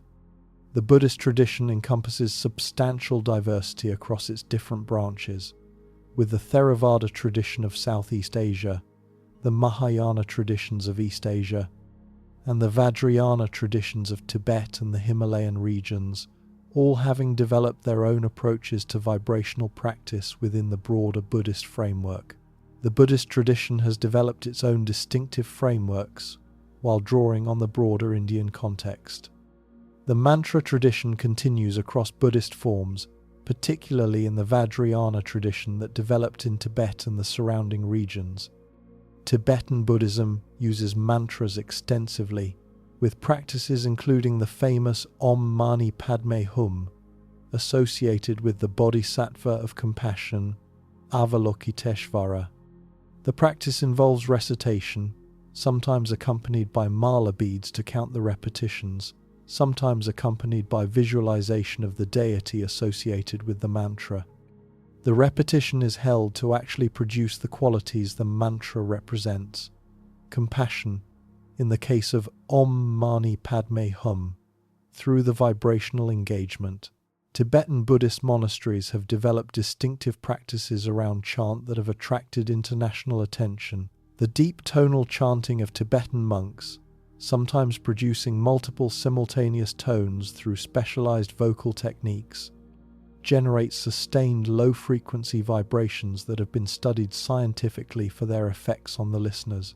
Recordings made by Houston Smith, the comparative religion scholar, in the 1960s documented the multiphonic chanting of the Gyuto Tantric monks, in which individual monks produce 2 or 3 distinct pitches simultaneously through specialized vocal techniques that take years to master. Subsequent acoustic analysis has confirmed the unusual harmonic characteristics of these chants. The effect on listeners, even those without religious commitment to the practice, has been documented as producing measurable changes in brain activity and reported subjective states of expanded awareness. The chanting is part of comprehensive ritual practices that include the playing of horns, drums, cymbals, and singing bowls, with the combined sonic environment creating conditions that the tradition holds to support particular contemplative states and protective effects. Zen Buddhism, despite its reputation for silent meditation, has its own vibrational practices. The chanting of sutras and of dharanis, specific protective formulae, is integrated into daily monastic practice. The sound of bells, drums, and wooden percussion instruments structures the schedule of practice and produces particular effects on the practitioner's attention. The mokugyo, the wooden fish drum used in Zen monasteries during sutra chanting, produces a deep, resonant sound that is held to maintain the rhythm and quality of the chanting. The keisaku, the wooden stick used to strike meditators who request it during long sittings, produces a sharp report that resets the practitioner's attention. Each of these sonic elements is precisely calibrated to its purpose within the contemplative environment. The famous use of koan's paradoxical statements or questions, designed to break through ordinary conceptual thinking, sometimes operates through their sonic qualities as much as through their semantic content. The Jewish tradition has its own sustained engagement with sacred sound. The shofar, the ram's horn blown on Rosh Hashanah and Yom Kippur, produces a sound that the tradition identifies as carrying spiritual significance beyond its acoustic content. Maimonides, the great Jewish philosopher and codifier of Jewish law in the 12th century, codified the rules for shofar blowing, specifying the precise patterns of long and short blasts that the practice requires. The Tetragrammaton, the four-letter name of God transmitted in the Hebrew Bible, is treated as so sacred that it is not pronounced in ordinary contexts. The high priest pronounced it once a year on Yom Kippur in the Holy of Holies of the Jerusalem Temple, with the proper pronunciation transmitted only through specific priestly lines. With the destruction of the Second Temple in 70 CE, the chain of transmission was lost, and the proper pronunciation, in the tradition, is reserved for the most sacred ritual contexts and may not be widely transmitted. Kabbalistic mysticism has developed extensive frameworks around the spiritual significance of Hebrew letters and their combinations. The Sefer Yetzirah, an early Kabbalistic text whose origins are debated, but which was certainly known by the 3rd century CE, presents the Hebrew letters as the building blocks through which God created the universe. The combinations of letters in the divine names carry spiritual power. The recitation of psalms, the chanting of prayers, the singing of Zemirot at the Sabbath table, all of these practices reflect the understanding that sacred sound participates in the divine creative process. The Taoist tradition in China developed sustained practices around sound and vibration as well. The Taoist priests perform liturgies involving specific chants, bells, and drums, coordinated with rituals that aim to communicate with the spirits of the ancestors and the cosmic deities. The Tao Te Ching speaks of the great sound that has no sound, the highest music that cannot be heard, pointing to a level of vibrational reality beyond audible expression that Taoist practitioners cultivate through silence and stillness. The tradition of internal alchemy involves practices including the circulation of qi through breath and visualization, with sound playing a role in some of the more advanced practices. The indigenous traditions across the world have developed their own sustained engagements with sacred sound. The Aboriginal Australian concept of songlines treats the landscape as having been sung into existence by ancestral beings during the dream time, with songs continuing to maintain specific places in their sacred reality. The Aboriginal singer, who knows the song for a particular stretch of country, is held to sustain that country through the singing, with the relationship between song and land being not metaphorical but ontological. The songs must continue to be performed for the world to remain properly ordered. The Native American traditions provide a particularly clear example of how vibrational practices can be central to a complete spiritual path. The Native American traditions of the plains, of the Southwest, of the Northwest coast, and of the eastern woodlands all develop distinctive practices around drumming patterns to invoke sacred realities and to facilitate vision quests, with each tribal tradition maintaining specific patterns associated with specific spiritual purposes. The African traditions, particularly through the diaspora practices of Vodo, Santeria, and Candomblé, use polyrhythmic drumming to invoke specific spirits and to produce trance states in which spiritual contact occurs. One important variant deserves note before we draw the convergence into focus. Several traditions place special weight on silence as the deepest form of vibrational engagement. The Quakers, formerly the Religious Society of Friends, gather for worship in silence, waiting for whatever the spirit may move someone to share.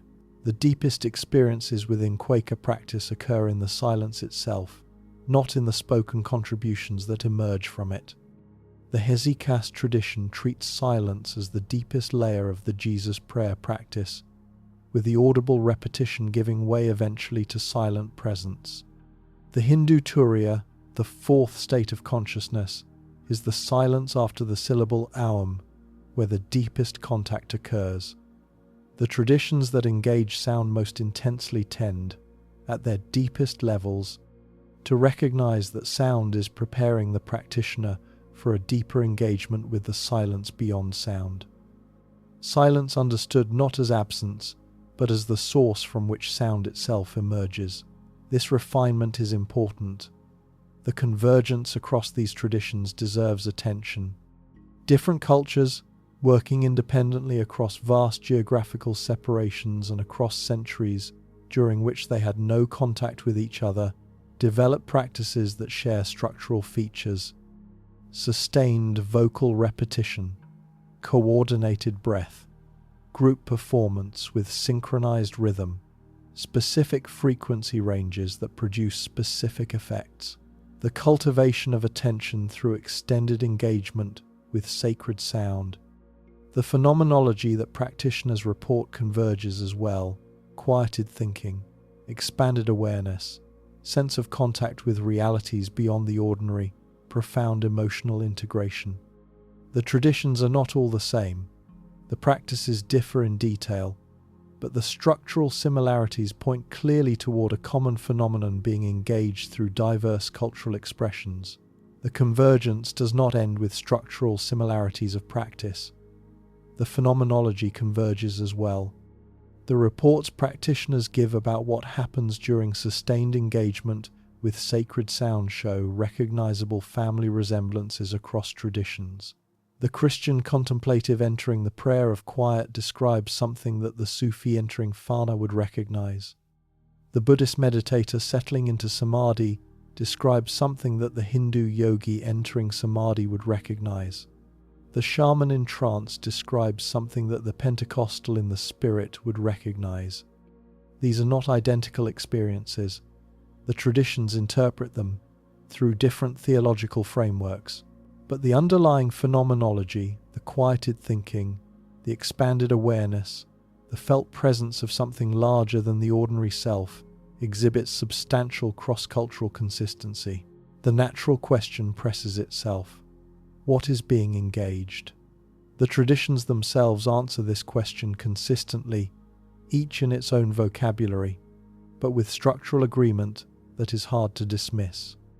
The deepest reality, whatever each tradition calls it, God, Brahman, Allah, the Tao, the Source, the One, is somehow vibrational at its foundation. Sustained vibrational engagement, properly performed, brings the practitioner into contact with this deepest reality.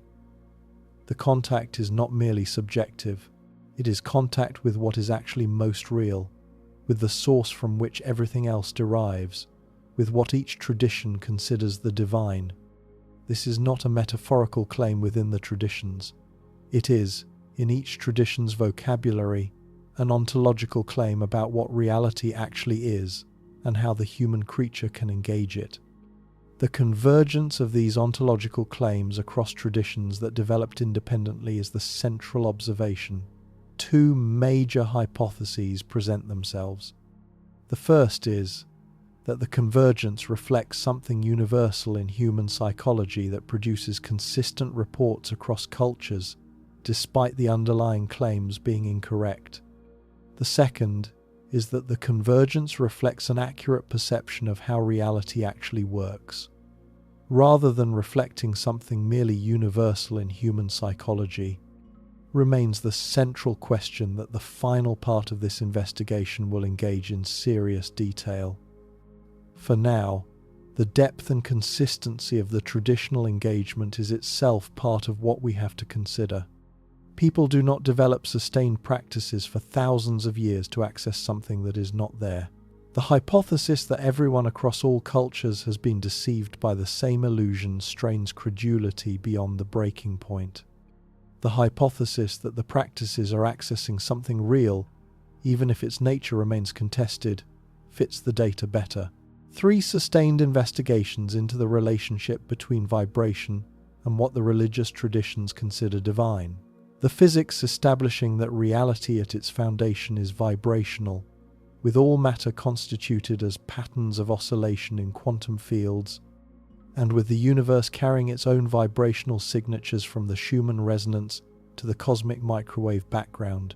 The neuroscience and quantum theories of consciousness establishing that consciousness itself operates through vibrational mechanisms, with brain rhythms corresponding to states of awareness, and with theoretical frameworks like Penrose-Hameroff Orch-OR proposing that the deepest level of conscious experience involves quantum processes operating at vibrational scales. The contemplative traditions across cultures and millennia documenting sustained engagement with sound, vibration, and what each tradition calls the divine Christian, Islamic, Hindu, Buddhist, Jewish, Taoist, indigenous traditions, all converging on structurally similar claims about the relationship between vibrational practice and contact with ultimate reality. Now we have to ask the central question of this investigation carefully. Is God a frequency? The popular answer that has been circulating in spiritual marketing for years is yes. The various videos that promise this answer have accumulated millions of views by combining genuine fragments of physics with manufactured spirituality, presenting confident affirmations to audiences seeking confident answers. The version often paired with fabricated Tesla quotations, with claims about specific magical frequencies, with manifestation-style assertions about how aligning your vibration produces what you want. This version is wrong. It is wrong because it makes claims that go beyond what physics establishes, beyond what the traditions teach, and beyond what honest inquiry can support. It substitutes slogans for understanding and produces a flattened picture that misrepresents both the science and the religions it draws from. The pattern is not unique to this topic. Whenever serious matters of physics and religion intersect in popular media, the simplifications tend in similar directions, with both bodies of knowledge being distorted into forms that fit the constraints of compelling content, rather than the requirements of accurate understanding. The honest answer is more interesting and harder to summarize on a thumbnail. The honest answer requires distinguishing several different claims that the popular version conflates. The first claim is that physical reality at its foundation is vibrational. This is true. Quantum field theory has established it across more than a century of careful experimental work. Matter is patterns of vibration in fundamental fields. Light is electromagnetic vibration. The universe oscillates at every scale from the subatomic to the cosmological. This claim is not controversial within physics. It is the consensus picture that working physicists accept and that the experimental evidence supports. The second claim is that consciousness operates through vibrational mechanisms. This is also true at the level of the brain's measurable activity. Brain rhythms in distinct frequency bands correspond to distinct states of consciousness. Sustained contemplative practice produces measurable changes in neural oscillation patterns.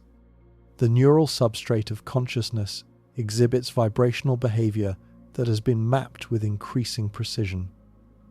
Whether consciousness is constituted by vibrational processes at deeper levels, quantum levels, or levels involving direct participation in the structure of reality remains theoretically contested but empirically supported by recent findings on quantum coherence in microtubules.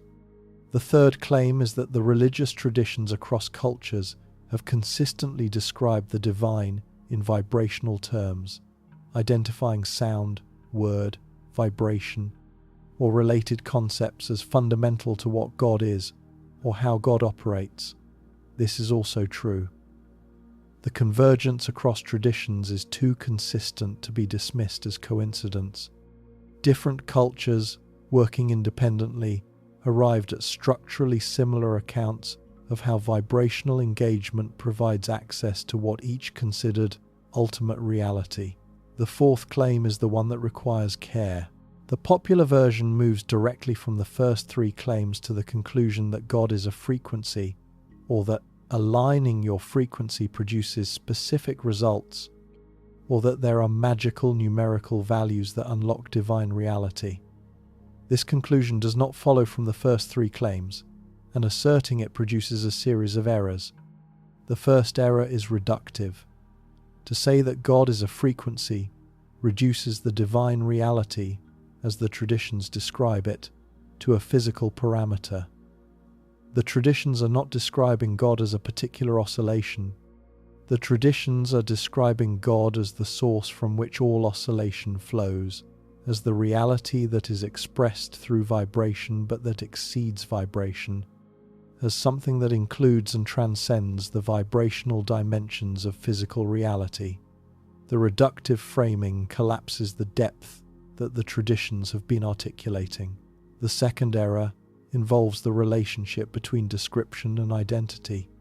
Even within the traditions that most strongly identify the divine with sound or vibration, Hinduism's Shabda Brahman, Christianity's Logos, Islam's Kun, the identification is not simple equation.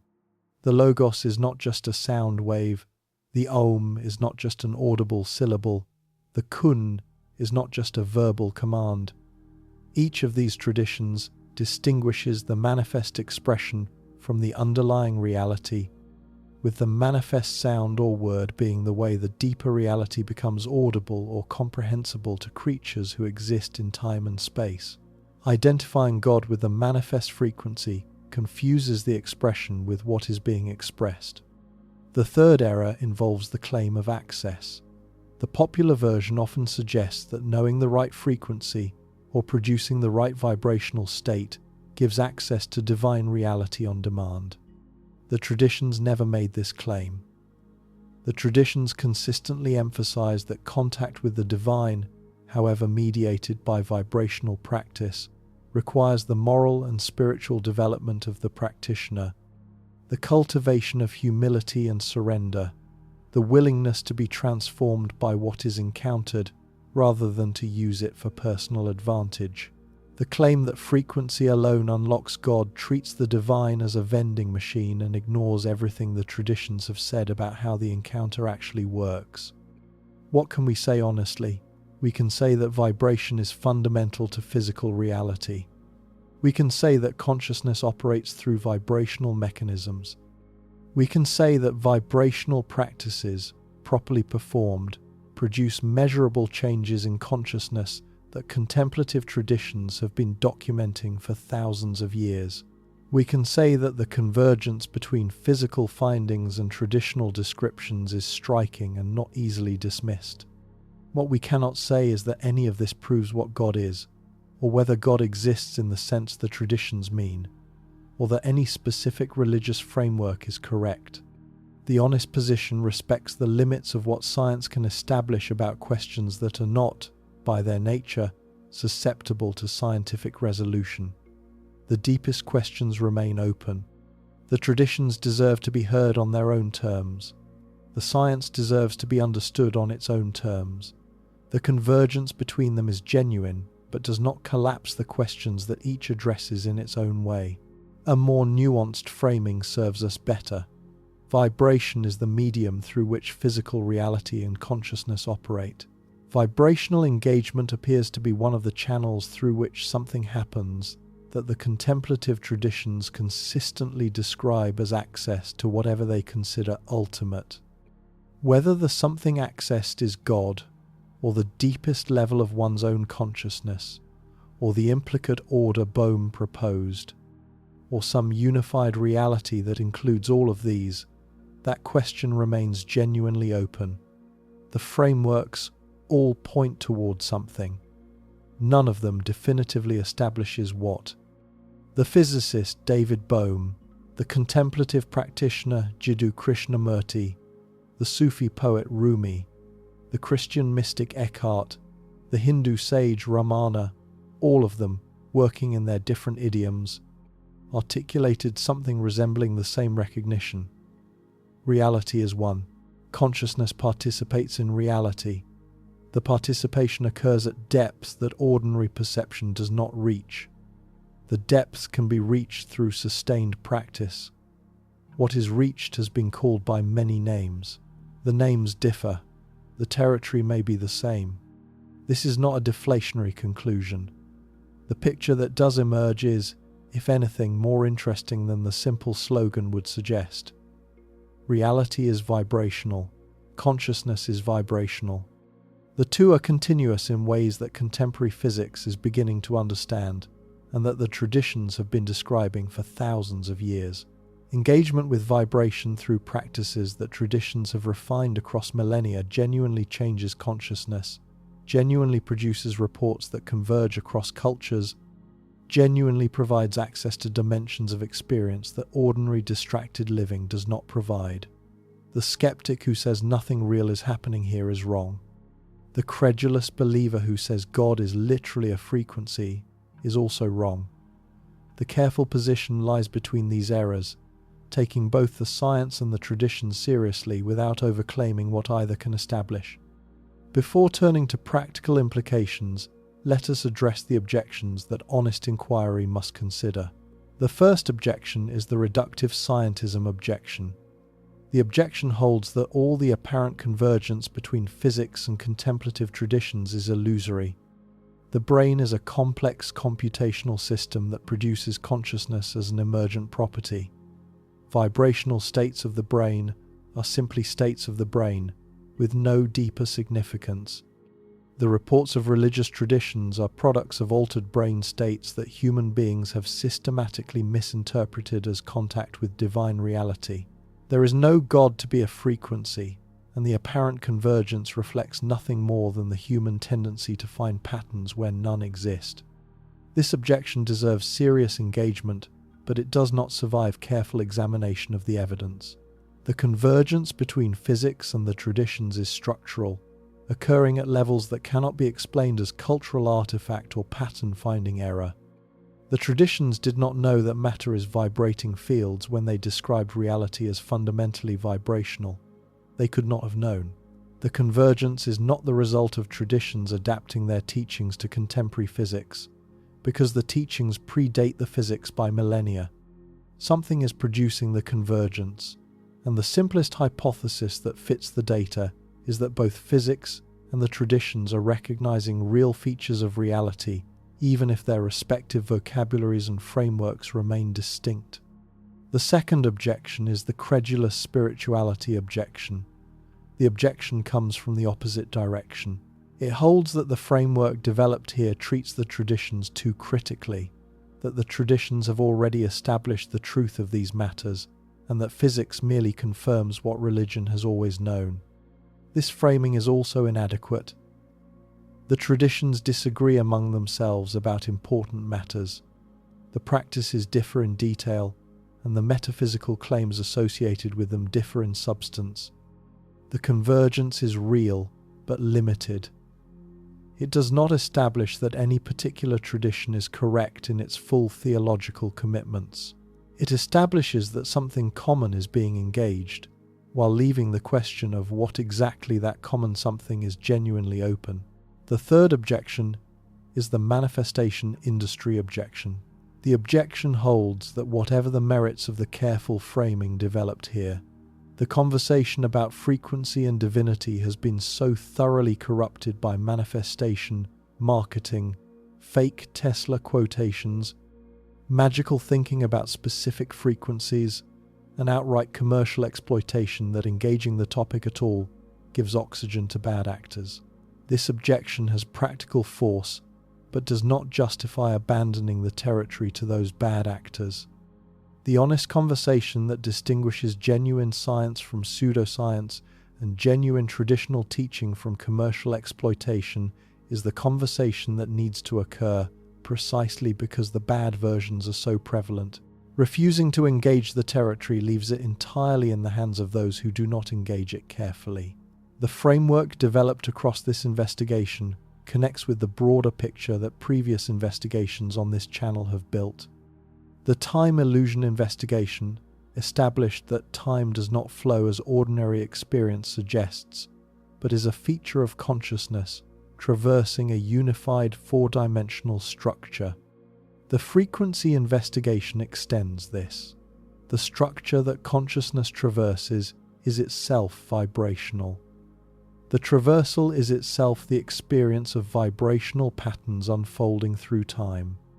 The memory investigation established that the past persists, accessible through specific contemplative practices that the traditions have refined. The frequency investigation connects directly. The persistence of the past, on this picture, involves the persistence of vibrational patterns that the right kind of engagement can access. The music investigation we conducted previously addressed how music affects consciousness across cultures. The frequency investigation provides the underlying framework for why music has the effects it has. Music is structured vibration that resonates with the vibrational nature of consciousness itself, producing effects that are not arbitrary, but reflect the structural correspondence between sonic patterns and conscious states. The heart investigation documented the heart's role as an intelligent organ with its own electromagnetic field. The frequency investigation extends this. The heart's coherent vibrational patterns, cultivated through specific contemplative practices, are part of the broader vibrational engagement that the traditions describe. Heart-centered contemplative practices across traditions are not arbitrary cultural preferences, but reflect a recognized site of vibrational engagement that produces measurable, physiological, and psychological effects. The information precedence investigation established that reality is fundamentally informational at its deepest level. The frequency investigation does not contradict this, but elaborates it. The information that constitutes reality is not abstract data. It is pattern vibration that carries information through specific structural relationships. Information and vibration, on the deepest analysis, may be the same phenomenon viewed from different angles.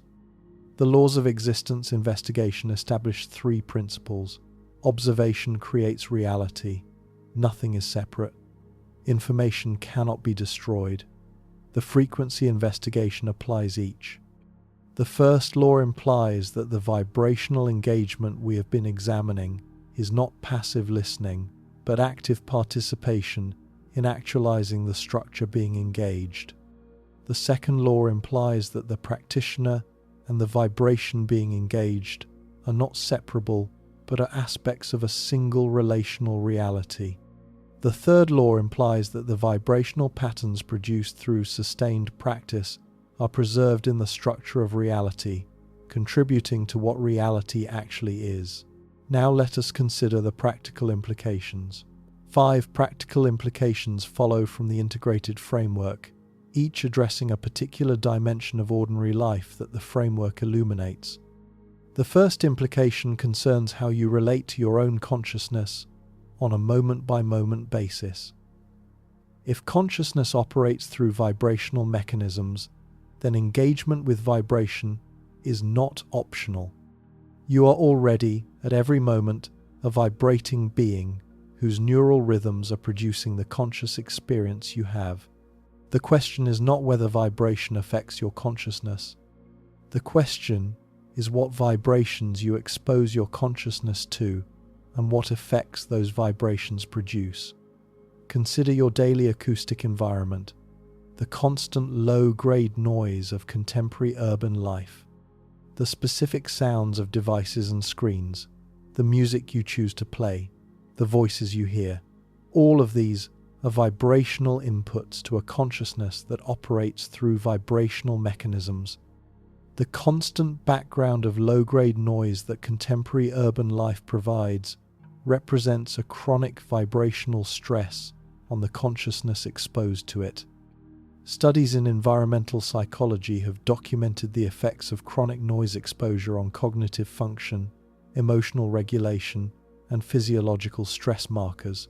The effects are real and measurable, even when the noise is below the threshold at which it is consciously noticed.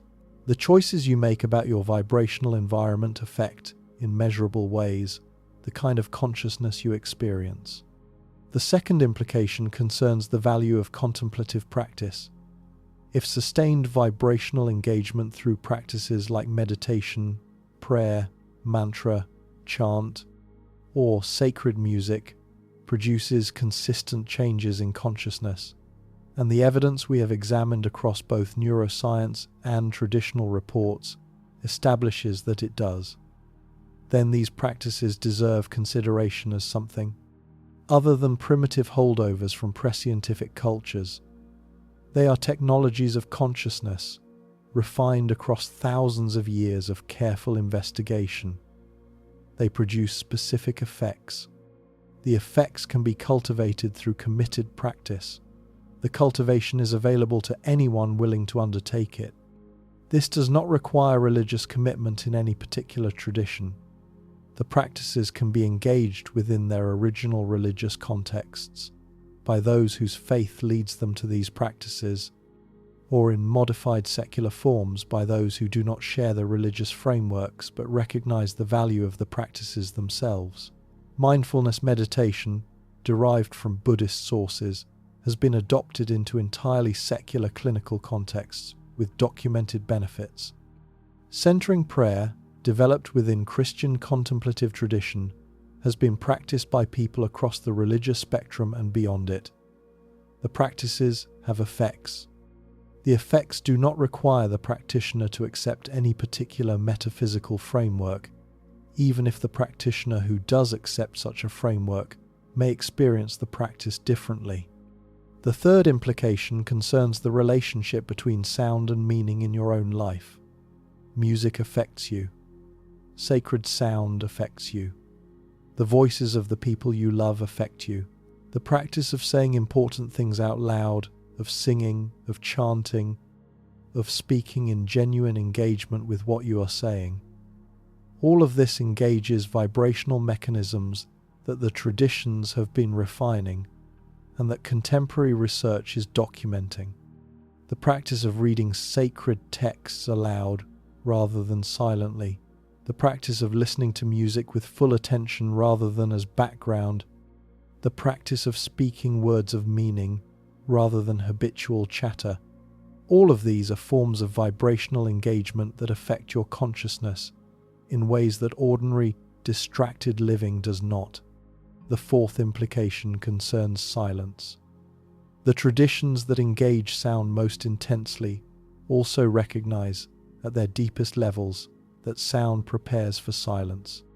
The audible mantra leads to the silence after the syllable. The Jesus prayer leads to the silence of the heart. The Sufi dhikr leads to the silence of presence. The Vedic recitation leads to the silence in which Brahman is contacted. Sound is not the destination.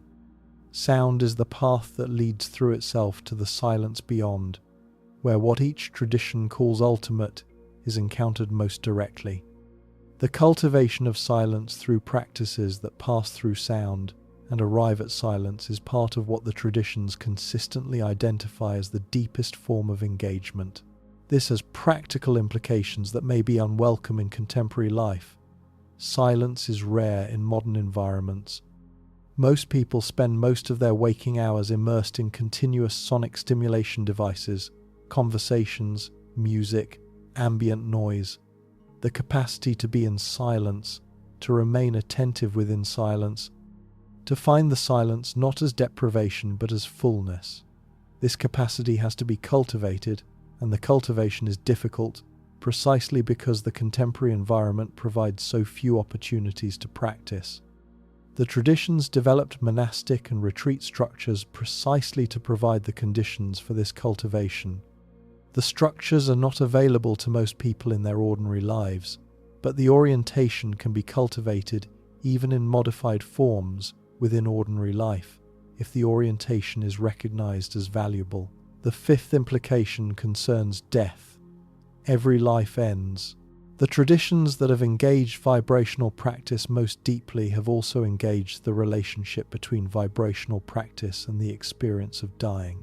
The Tibetan Buddhist tradition includes specific practices for the moment of death, with the recitation of specific mantras and the maintenance of specific vibrational states understood to support the dying person's transition.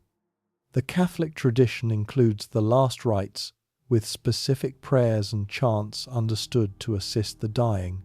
The Sufi tradition includes the recitation of the Shahada at the moment of death. These are not arbitrary cultural conventions. They are sustained engagements with what the traditions have considered the most important transition any human being makes, and the engagement is consistently vibrational in character. The Bardo Thodol, the Tibetan Book of the Dead, provides one of the most detailed traditional accounts of how vibrational engagement at the moment of death affects the dying person's experience. The text was traditionally read aloud to the dying and to the deceased in the hours and days following death, with the recitation understood to provide guidance through what the tradition described as the after-death states. Whether or not one accepts the tradition's metaphysical claims, the practice represents one of the most sustained engagements with vibrational accompaniment of mortality in any tradition. What this implies for your own relationship to mortality depends on what framework you bring to it. Two general frameworks for understanding death-related vibrational practices have circulated. The naturalistic framework treats these traditional practices as palliative measures that comfort the dying and the bereaved without affecting any underlying reality of what death is. The traditional frameworks treat the practices as actually relevant to the transition itself, with the vibrational engagement supporting whatever happens at and after the moment of death. Neither framework can be definitively established by current evidence. The hospice movement, founded by Cicely Saunders in the United Kingdom in the 1960s, has integrated some traditional practices into modern palliative care, with documented benefits for the dying and their families, regardless of religious affiliation. What can be observed is that the dying who engage these practices, and those who attend to them, consistently report experiences of meaning and presence that purely medical management of death does not provide. The vibrational engagement at the threshold of life provides something, even if what it provides is contested in its ultimate nature. Consider the integration of all this for your own life. You are a vibrating being, made of vibrating fields, conscious through vibrating neural patterns, located on a vibrating planet within a vibrating cosmos. The vibrations that reach you, the vibrations you produce, the vibrations you choose to engage, all of them affect what you become. The traditions that have been investigating this most carefully, across thousands of years, have left detailed maps of how to engage vibration in ways that lead toward what they consider deepest and best in human experience. The maps are available, the practices are available, the choice to engage them is yours. This does not require you to accept that God is a frequency. It does not require you to accept that any specific tradition has the complete truth. It requires only that you recognize what is actually happening when you engage your daily life, and what could be different if you engaged it with more attention to its vibrational character. The music you listen to shapes you. The conversations you have shape you. The silence you cultivate or fail to cultivate shapes you. The sacred words you speak or fail to speak shape you. The prayer or chant or mantra or meditation you sustain or fail to sustain shapes you. None of this is metaphor. The shaping is actual. The shaping is vibrational. The shaping has been documented across both contemporary research and ancient practice. The vibrational engagement is not separable from the rest of your life. A simple example illustrates the point. The practitioner who chants for an hour each morning and then engages in cruelty, dishonesty, or self-deception throughout the day will not develop the capacity that the traditions describe. The practice supports a complete reorientation of how the practitioner lives, with the vibrational engagement as one part of a larger integration. The traditions are clear about this. The practice produces transformation only when it is part of a complete commitment to the kind of life that the practice supports. What kind of being do you want to become? The traditions have been answering this question in their own vocabularies for thousands of years. They have left technologies of consciousness that develop the capacity to encounter what they consider ultimate. The technologies are available to you. The development is available to you. The encounter, whatever it ultimately is available to you. You will not know what is at the deepest level until you have engaged the practices that the traditions have developed to reach it. You can investigate the question, however, by undertaking the engagement. You can read about meditation, you can also meditate. You can read about prayer, you can also pray. You can read about chanting, you can also chant. The reading provides information. The practice provides experience. The traditions have been emphatic that the experience cannot be substituted for by reading about it. The engagement is what produces the access. This is not a hidden secret that you are not supposed to know. It is the most thoroughly documented aspect of the contemplative traditions. The teachings are available. The practices are described in detail. The teachers, where they remain available, can be found. The barriers to engaging this material are not barriers of access. They are barriers of attention, commitment, and willingness to be transformed by what is encountered. We can summarize the integrated picture for the final time. Reality is vibrational at its foundation. Consciousness is vibrational at its operation. The traditions have been engaging this vibrational structure for thousands of years through practices that produce measurable effects on consciousness and that have, across cultures, generated consistent reports of contact with what each tradition considers ultimate. Whether what is contacted is God, in the sense any particular tradition means, or the deepest level of one's own consciousness, or the unified reality that contains both, that question remains open at the level of metaphysical certainty. But the question is open in the way that genuine open questions are open. The relevant evidence has been gathered across multiple methods over very long periods. The convergent picture is genuine. The path forward, for anyone interested in pursuing the question, runs through the practices the traditions have refined. You do not have to decide today whether God is a frequency. You can investigate the question through your own engagement. The investigation is its own answer, in ways that the question taken in the abstract cannot reach. The barriers are not external. The barriers are internal. The sustained attention that the practices require, the willingness to commit to engagement over time, even when the effects are not immediately dramatic, the openness to being changed by the practice rather than using it as another form of self-management. If you are willing to engage seriously, here is where the work begins. Begin where you are. The first sustained practice, for most people willing to engage seriously, is simpler than they expect. Listen to music with full attention. Sit in silence for a few minutes each day. Speak important words out loud, with awareness of what you are saying. Read a passage of poetry or scripture aloud, rather than silently, attending to the rhythm and the resonance. Sing, even if you do not consider yourself musical. Try a mantra, or a prayer, or a chant from a tradition that draws you. The Christian Jesus prayer requires only the willingness to repeat its words with attention. The Buddhist Om Mani Padme Hum requires only the same willingness. The Sufi practice of dhikr requires the selection of a divine name to repeat. The Hindu Om requires only the recitation of a single syllable with sustained attention. None of these requires expertise. All of them require commitment. Sustain the practice for long enough to notice its effects. Several weeks of daily practice represents a minimum threshold for noticeable change. Several months allows substantial development. Several years produces transformation that the practitioner can recognize as fundamental. The traditions are unanimous that nothing significant happens in a few sessions. The practice is cumulative.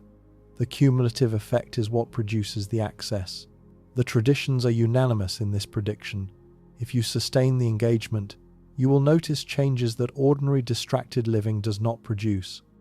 The changes typically include reduced reactivity to ordinary annoyances, increased capacity to be present in immediate experience, gradual emergence of stillness in moments that would previously have been agitated, occasional experiences of expanded or unified awareness that are difficult to describe in ordinary language. These are not the dramatic experiences that some spiritual marketing promises. They are the quieter, more sustained transformations that the traditions have always identified as the actual fruits of practice. The practice is best supported by community when community is available. The traditions develop monastic and congregational structures because sustained vibrational practice is supported by being among others who are also practicing. If you can find a community that engages the kind of practice that draws you, a meditation group, a prayer group, a chanting circle, a religious community whose practices speak to you, the engagement will be deepened by the shared field. If community is not available, the practice can still be cultivated alone, but the work is harder. What you do with those changes, how you understand them, what you allow them to make of you, that is the next stage of the investigation, and it is one that no script can replace. The vibrations are real. The effects are real.